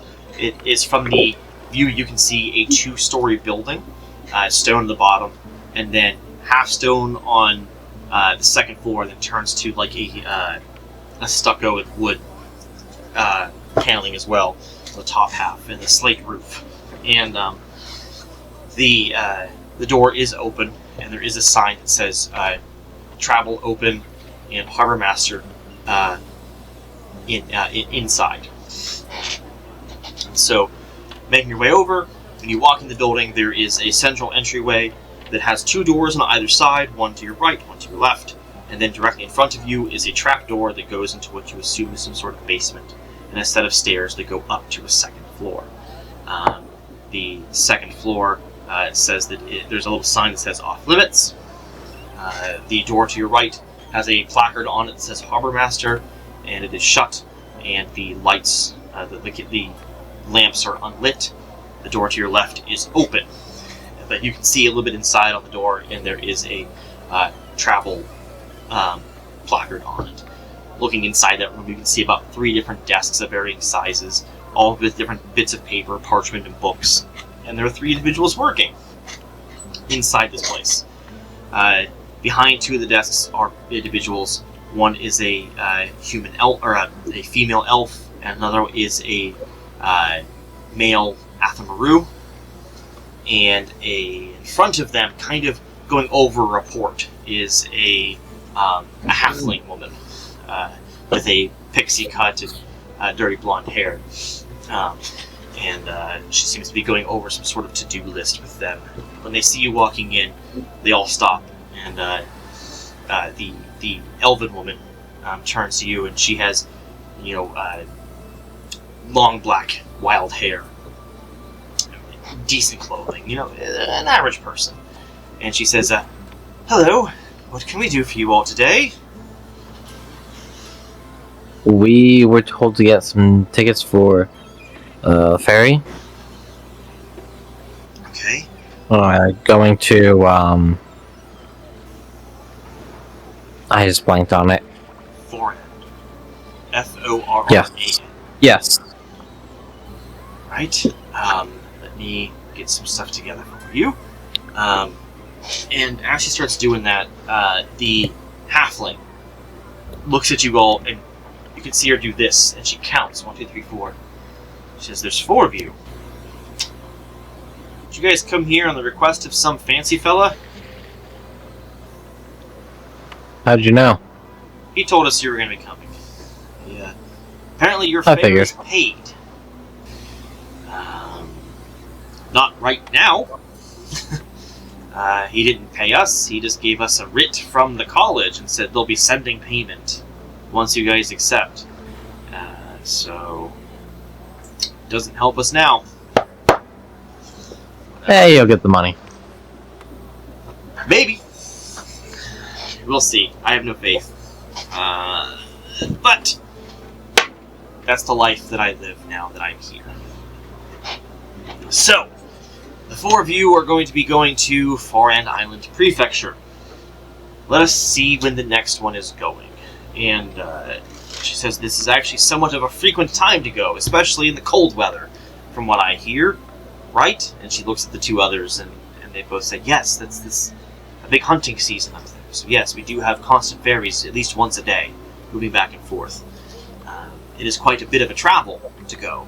I wouldn't call it as much a ferry as more of a move, an actual ship. That's the Athamaru talking. But yeah, we do have them going. Lucky for you, it's still early in the day, and so you probably might have not missed one. And they start looking through books, and they find that yes, there is one going today in about 6 hours. And they say, so we can get you booked on that, and you'll be good to go. And we'll even give you documentation for a return trip if that's what you would like. Works for me. Perfect. They draft it all up, and they give you paperwork, and the younger halfling woman stands up and gives it to you, and in this time she had taken to like bundling herself up in her cloak, and she pulls her arm out, she hands it to you, just here, take this. Those are your tickets. Do what you want with them. Just don't lose them.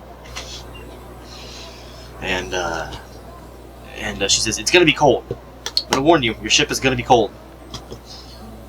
Have fun with that. I mean, isn't everything gonna be cold up there? No shit. So the ship's gonna be cold, everything's gonna be cold, like...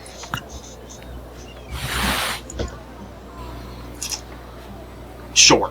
Because I have no rebuttal. I'm too cold to argue. But enjoy your ship. Enjoy your travel. What are you guys going up there for? You know what? I don't care. You don't have to tell me. Just go. And any other questions you can ask. If not, you're free to do your next thing. Okay. Sounds good. We can probably skip ahead a little bit to you guys getting your gear. He does have it ready exactly on the dot in 4 hours. Oh, perfect. And it is good. It is functional. He actually did instill a little bit of your cultural identity into it. For Leliana, he had put a bunch of different bits of crafting, like pickaxes and other various tools. Of all kinds. He embedded that into the stitchwork slightly. Not overly crazy, but just a little bit here and there. For Doc Willem, he put a caduceus in a few spots. For Bales, he put hoof marks and the profile of a bull in a few spots. And then for the Colo, he put a bunch of different scenes of a pack of hyenas together, running at the same time. Just something to give you guys some stylings. Obviously, for Bales and Ironroot, your guys is a bit less gaudy. For the other two, he put those stitchings in a bit harder, just to show it off a little bit. And the stitching is a bit more precise and angular. Not that yours is bad, it's going to work the exact same, but, you asked for fancy. That's his definition of fancy. But nonetheless, you guys have that. You have about 2 hours left until, actually probably closer to an hour and a half before your ship arrives, or leaves. If you want, we can skip to that portion as well. But whatever. If there's anything else you'd like to do in town, you have time. Bales. I would like to go to the apothecary. Okay. There is an apothecary in town. Well, it's much less an apothecary and more just an all-purpose magic shop. They do have enchanting services, spell services. They sell scrolls, they sell magic items, they sell stuff for alchemy, all kinds of stuff. But again, you're able to get directions to that shop. And are you all going with him?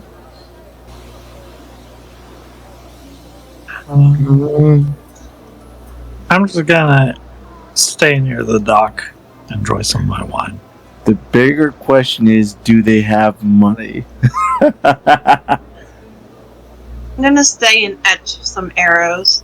2 arrows. Okay. So just Bales? Yeah. Okay. So Bales, you make your way to the city with the promise that you'll be back in time to make the ship. And again, like I said, you're able to get directions. And when you end up finding the shop, it's a standard shop. It's a standard building design in terms of its architecture. What's different is its decoration. The building front is a simple one-story building. It is mostly made of stone all the way around.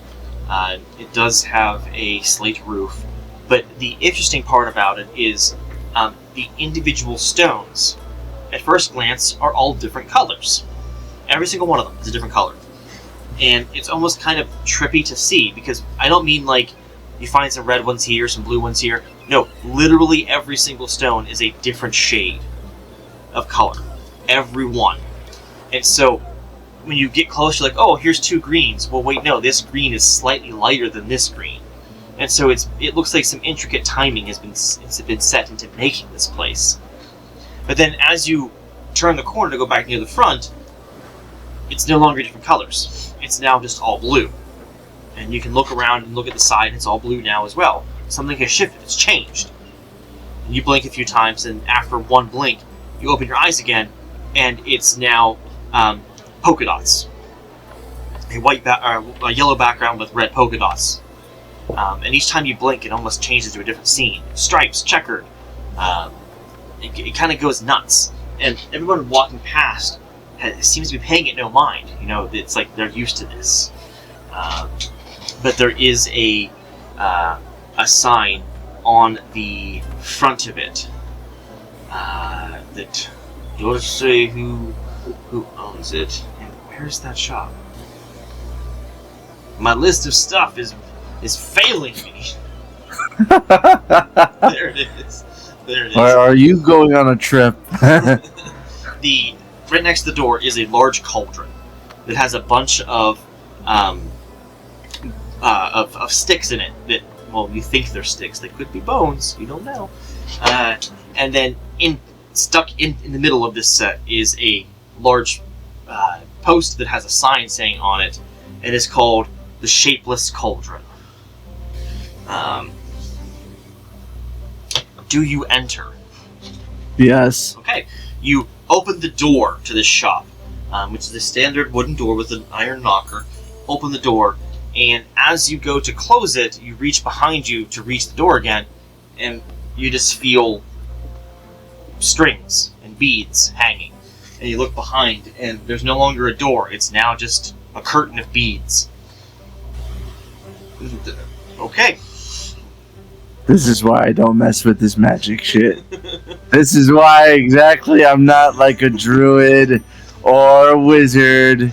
As much as people ask me, oh, you must be part of the Stone Clan and have that magic. No, this is exact right reason why. No, every time. It's hocus pocus this. Anyway, as you're making your way through the shop, this place is arranged in a very large rectangular fashion. On the walls, on the sides, are rows and rows of shelves of various things, and then there is a central row of shelves in the middle, going downward. So making 2 aisles of places to go. And when you look around, you see all manner of things. You see cloaks, you see bags, you see vials of various different liquids or ingredients. You see some weapons hanging here or there.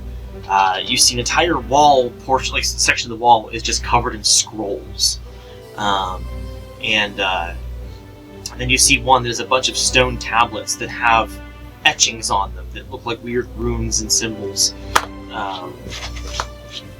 And then at the very back of the shop is a counter that is made of glass, and the inside of it is a bunch of jars and other vials of varying sizes, filled with varying different types of liquids. And there is a wooden box sitting on the top of this glass case, and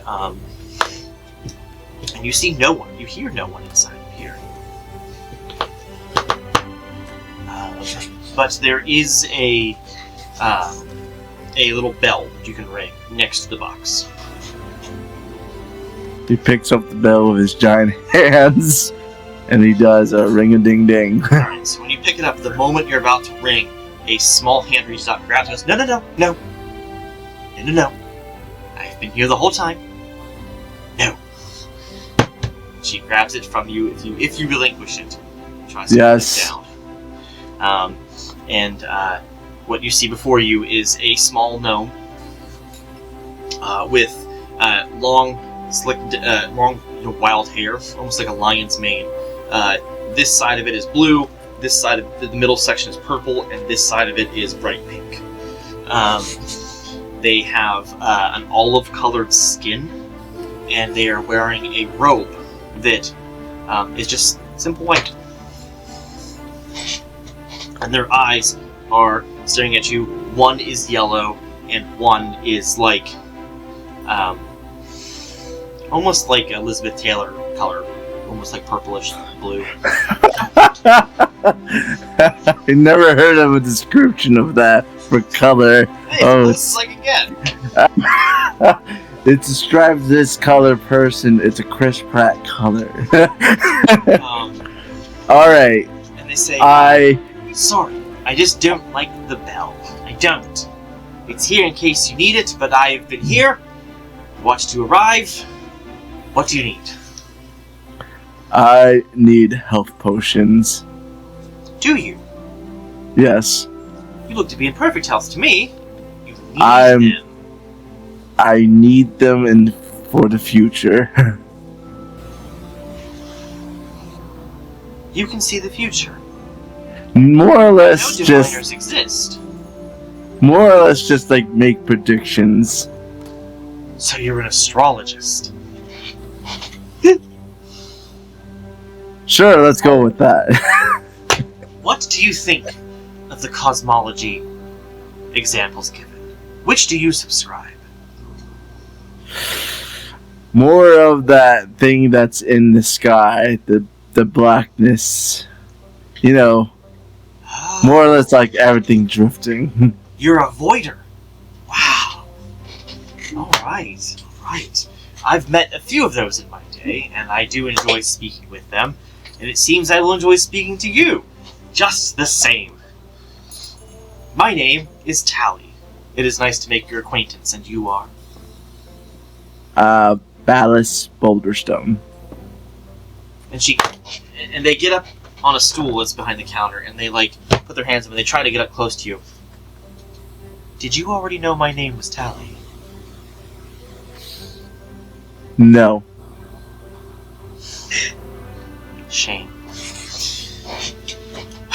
Well, nonetheless, you need health potions, you say.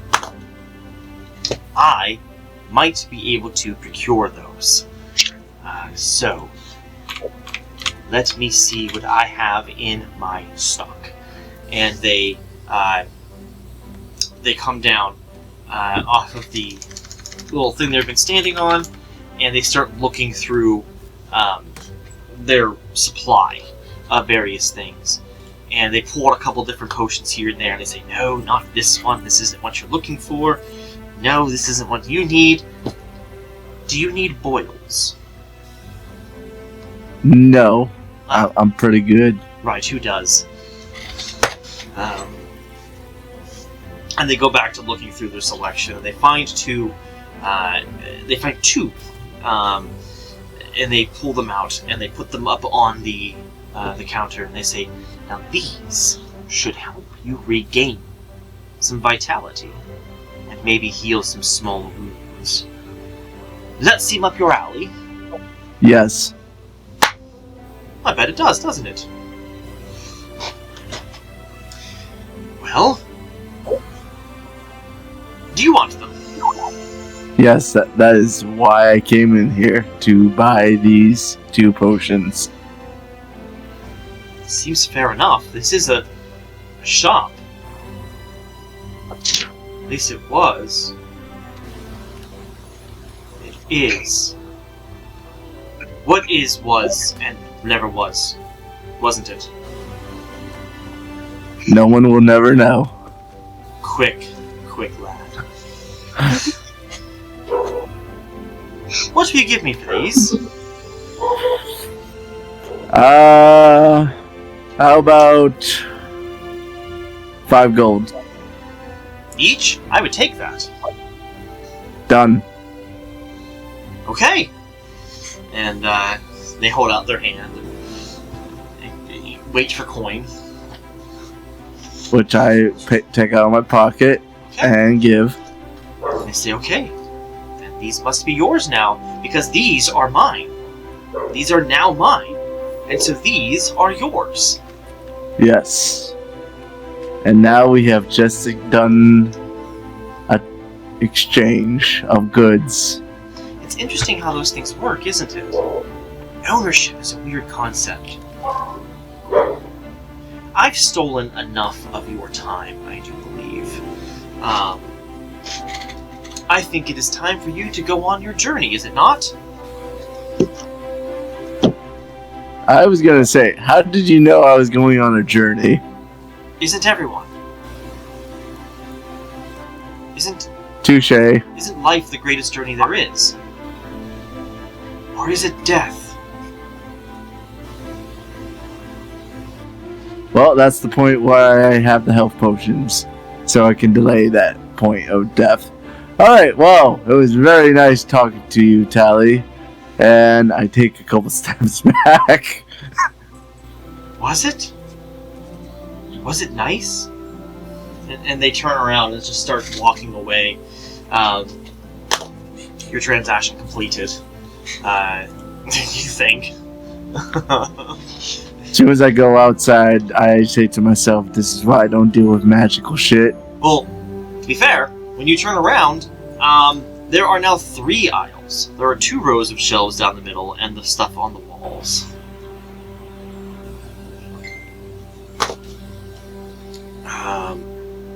So, it is quite different. But nonetheless, you were able to leave the business and go join the others, and you were all able to make your ship, leaving towards Forand Island. Now, while on the ship, you guys have a couple of days worth of travel. Is there anything that you guys want to discuss, want to handle on your journey?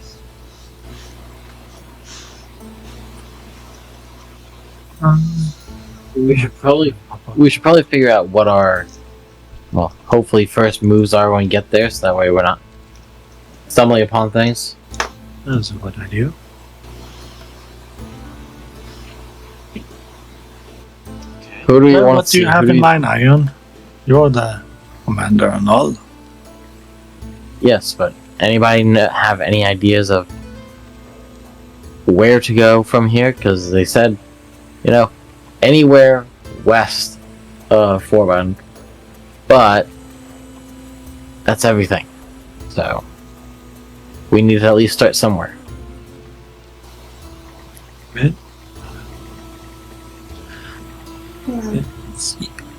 Alright, so I'm just gonna throw this out there. We probably have to go out down to the local hunters hall, considering they said there were hunters that saw them. Or at least check out a guide on where those hunters frequent, considering once we get them to show us where that location is, then we can really get down to what the job is going to be. Yeah, that's a good idea. Yeah, that sounds like the best idea. And then at that point, once we get in, we just gotta make sure that we be careful, considering they've had other people they probably sent and so far haven't reported back. I've met someone like that. Some are deserters. Some meet other ends. So, And at least we have that's where a he good comes in. idea. At least we have a good idea of where to go first now. So we can sit back and relax and enjoy this lovely cruise up to the north. Somebody. Let's see. During your time on the ship, where would you guys kind of hang out? Would you guys kind of separate and do your own thing? Would you kind of hang out together? And if so, where on the ship would each of you kind of be hanging out?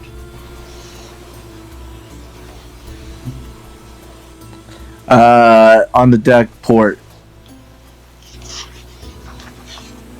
Okay. Yeah, I'd probably be up on deck. Maybe sitting on something that I'm using as a chair, having the rest of my wine. Yeah, probably on the deck, talking to both of them, just, getting used to one another a little bit. And also, wherever, what was it again? Leliana. Liliana. Okay. Wait, Lily or Lely? Lely. Leliana. Okay. Okay. I would be up on deck. Is it the bow? I don't know ship word. The front? The front. Yeah. And I'd be like tucked up in there reading my artisan book. Okay. Also, the whole interaction of trying to figure out her name, that's how he probably would have been. Lely? But it's what now? You need a simpler name. No. Iron is strong, tells you what I've done. Would Says the Colo name after a plant.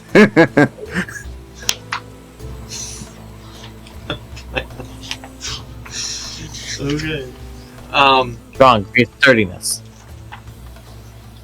Would any of you have ever been near Foran Island?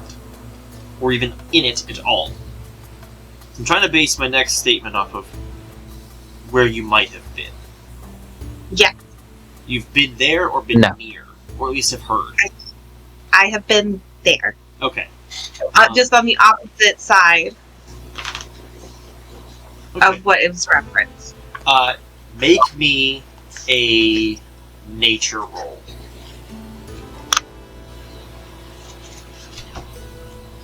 Okay. Oh, okay, not too terrible. 6 plus 5, so 11. Okay. I cut the list down a little bit. So you know that the world is host to creatures, animals, and others as well. From your time there, you remember a small litany of creatures and beasties you might find in the area. And, of course, mainstays of caribou, moose, maybe even some bears of some kind, like grizzlies or black bears. Wolves are plenty here. But with that roll, you would have the knowledge that there have also been tale of dire wolves appearing. There have been reports of yetis. And what was your roll total again? 11. Alright. I'm gonna give... If you've been there, this rumor might have been heard to you as well. You have no confirmation on its trueness at all, but it's just a rumor you would have heard from the people that live there. It's a common saying among them. The rumor being that the island, prefecture itself, the wilds of it, have become a safe haven for lycanthropes.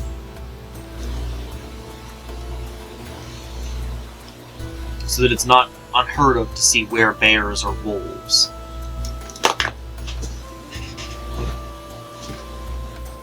But occasionally were-rats, but again, it's a rumor. It's kind of like when you think of the old wives' tales people would tell, like, oh, you better not go there, you're gonna find a werewolf, you know, it's like, oh, there's a monster under your bed. It's kind of told in that manner. So, most folks are like, we don't actually believe that, but it's a rumor. Okay, I would relay this information to them. I'd be like, yeah, so, you know, there are like caribou and moose and wolves and bears, you know, some dire wolves and yetis. And my uncle acquaintance person said something about lycanthropes, but I mean, he doesn't even know his own name, so. Did you say yetis? Yeah. Uh-huh. And lycanthropes as in werewolves? Well, yeah, and werebears and were-rats, but like I said, my uncle has been hit on the head too many times. He doesn't know he's my uncle, and he thinks his name is Nomad, and it's really Ivan, but he won't listen to anybody, so. Understandable. Okay, well, that should be fun. And I just taking a big swig of from my bottle. I'm just like, okay, well, that should be fun. Oh, nothing like a person that turns into an animal. Barbaric. Note to self: You avoid them know or make outs. you're talking to someone that is all part bull and Well, part. that's like, that's not just a like changing thing. Like, you stay that way. That's what makes you you. Whereas that is like having two different sides of you. Just there's more balance. There's not one but two. Yeah, that's true. Alright. Those of you that are on the port side, who would that be? That would be me. Okay. I'm on the left. I'd be with him. Most of the time, you guys don't have much of a problem. Occasionally you see some icebergs here and there, and of course they're avoided. And as stated, it's cold. It is. It gets colder the further you creep north. Once you get around the crest of the top of Alderney, it's like mainland Alderney, it starts to get a little bit colder. But on your 6th day out, maybe? 5th day, probably. Something is different. You've seen a few other ferries going back and forth. Ships are easy to plot. And they all fly similar flags. And it's able to be noticeable. But one is different. Usually you see them coming directly at you, or at least far off in the distance behind you, like they're trailing almost. Because there are some going this direction. But those of you on port side, something's different. There's a ship coming from your direction, towards the ship. And initially, it's flying the flag of the Alderney shipping merchants. However, the closer it gets, you watch the flag start to go down, and a new flag goes up. And this one is stark red, with black and white symbols on it. And I don't know. I'd imagine you all might have heard this, but it is a notable privateering group that operates out of these waters, and they're heading directly for your ship. The captain of this ship, a human woman, roughly 50 years of age, she clocks this as well, and you hear her go, "Shit, we gotta move. Ballista at potential ready." And she starts having people run around, start getting at pieces. She goes, "All of you visitors, I need you below deck." And What's going on? There are other people on the ship, like other people heading towards Foreign Island, and they all go below. But when you ask that, she goes, "Do you not see? Those are pirates." Oh, you mean the new patients? And then you see Ironroot take out his guy's arm and go, "Yeah, we can help." I wouldn't ask you. This reminds me of another. What's that, Blake? I was saying, this reminds me of another job that we were on together not too long ago. Some bandits and such that we were guarding a caravan with. Those patients were so wonderful. I would love to give some more proper medicine to some new patients. So, we are more than willing to be of assistance to these fine crew of this lovely voyage. Perfect. And the ship you were on does have one ballista on it. Actually, I think it has two. I think it has one in the front and one in the very back. And they do get trained. They have two people on them, one person to aim, one person providing bolts for it. And then a few other crew members run below decks and grab some different items, a couple different swords and things of that sort. But she yells at them, "No, stay below deck, protect these people. If these four are going to help, let them help." She says, "You're probably better trained than these guys. These are just simple sailors, right?" You can say that. I Fine. guess so. Do whatever you need. Payment will be awarded afterwards if we survive. Oh, wonderful. She says, "I will try to lose them." And she does. She tries to guide the ship as best as possible with the few crew that stay above, heading different pieces of the sails and whatnot. Tries to maneuver around some icebergs here and there, but this other ship is just as maneuverable. And after a few, maybe 10-15 minutes of trying to evade, eventually this ship is just smaller and quicker, more agile, and eventually catches up and swings around the front and pulls up next to you guys, facing different directions. The few crew on it run forward and they grab these big, huge, heavy ladders and they pull them across and they hook the two together. And you can see they have a couple other ladders hanging out behind them. They might reach for, but they are at the ready. They all have swords ready, and the person standing at the top, not manning the ship, but next to the helm, is the gnome that you were playing cards with at the restaurant at the beginning of our little adventure.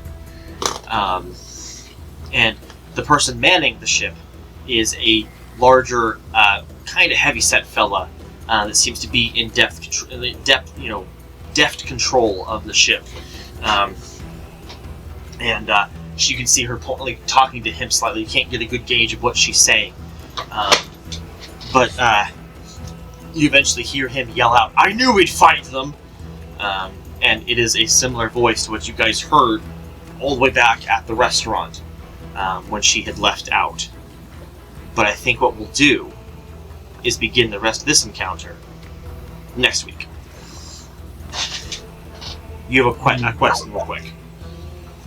Before we end, I did want to remind you, when Jay said he was going to the shop, I did say I wanted to stay behind and etch some things. Correct, you did. And we're never talking about it. So, I would have etched on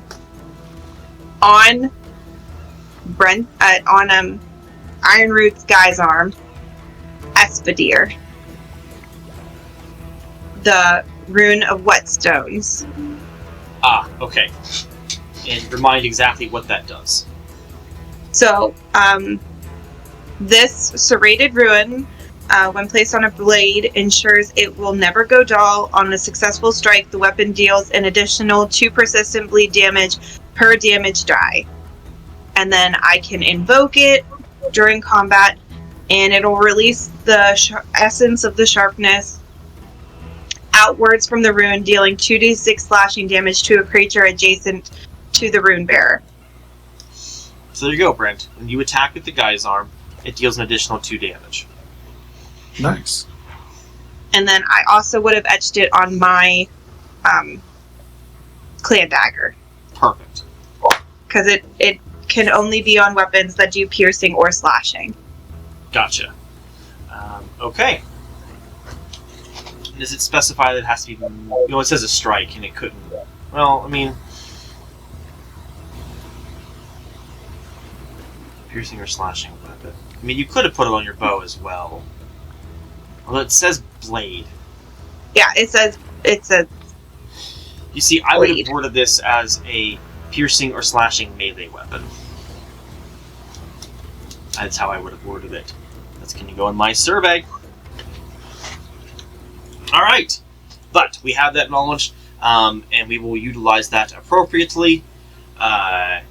So, we're going to go ahead and end for tonight. We've been going a little while now, and I don't want to get started in a combat scenario encounter with this much time left, and it's a bit late for us. So we're going to go ahead and end tonight. Next week, on the video that comes out, these guys will be leveled up. As I said at the beginning of this, we're going to level every single session. So they'll be going from level 1 today all the way to 5. And of course the encounter will be weighted appropriately so it doesn't feel like too easy, too difficult. I want to give a challenge and I want to showcase your abilities. So over the course of the next week, level your characters up appropriately and choose stuff that would try to showcase best what your character is capable of. And again, try to break it. Try to go above and beyond. We want to show people what this thing is, what these things are capable of. That way we can fill everything out appropriately. But with that, we are going to end tonight. We hope that you guys enjoyed what we had so far. We know it's a bit different than what we had going before, but it's a little bit fun for us. This has been a fun exercise in building characters, and so far from what I've seen of these abilities in the classes, I like them a lot. I have one that I like more than the others, but that's just as a personal note, because of my play style. But we will see how these all work going forward next week. So, good night to everyone. Do not forget to like, comment, and subscribe on our videos. Ring the bell so you'll be notified when those come out. And I feel like I've been promising it for weeks now, but I promise there is an Inglyria series coming out. The problem is that I recorded an entry video, and it was an hour long, and that's not good. I'm going to break it down a little smaller. So, give smaller episodes that are easier to watch. /listen. Trust me, viewers, there is lore. There's a lot of lore. Considering we've heard the lore. You'll enjoy it. Alright, but before we sign off for the night, anybody have anything else to add? I won that money fair and square. I won that money fair and square. Alright, yeah. I'll say you did, because she folded, so we'll see what her leaving and now coming back means, though, next week. Alright, everyone. She wants to jump. Alright, guys, we'll see you all next week with a level 5 video. Have a good night, everyone. Take care.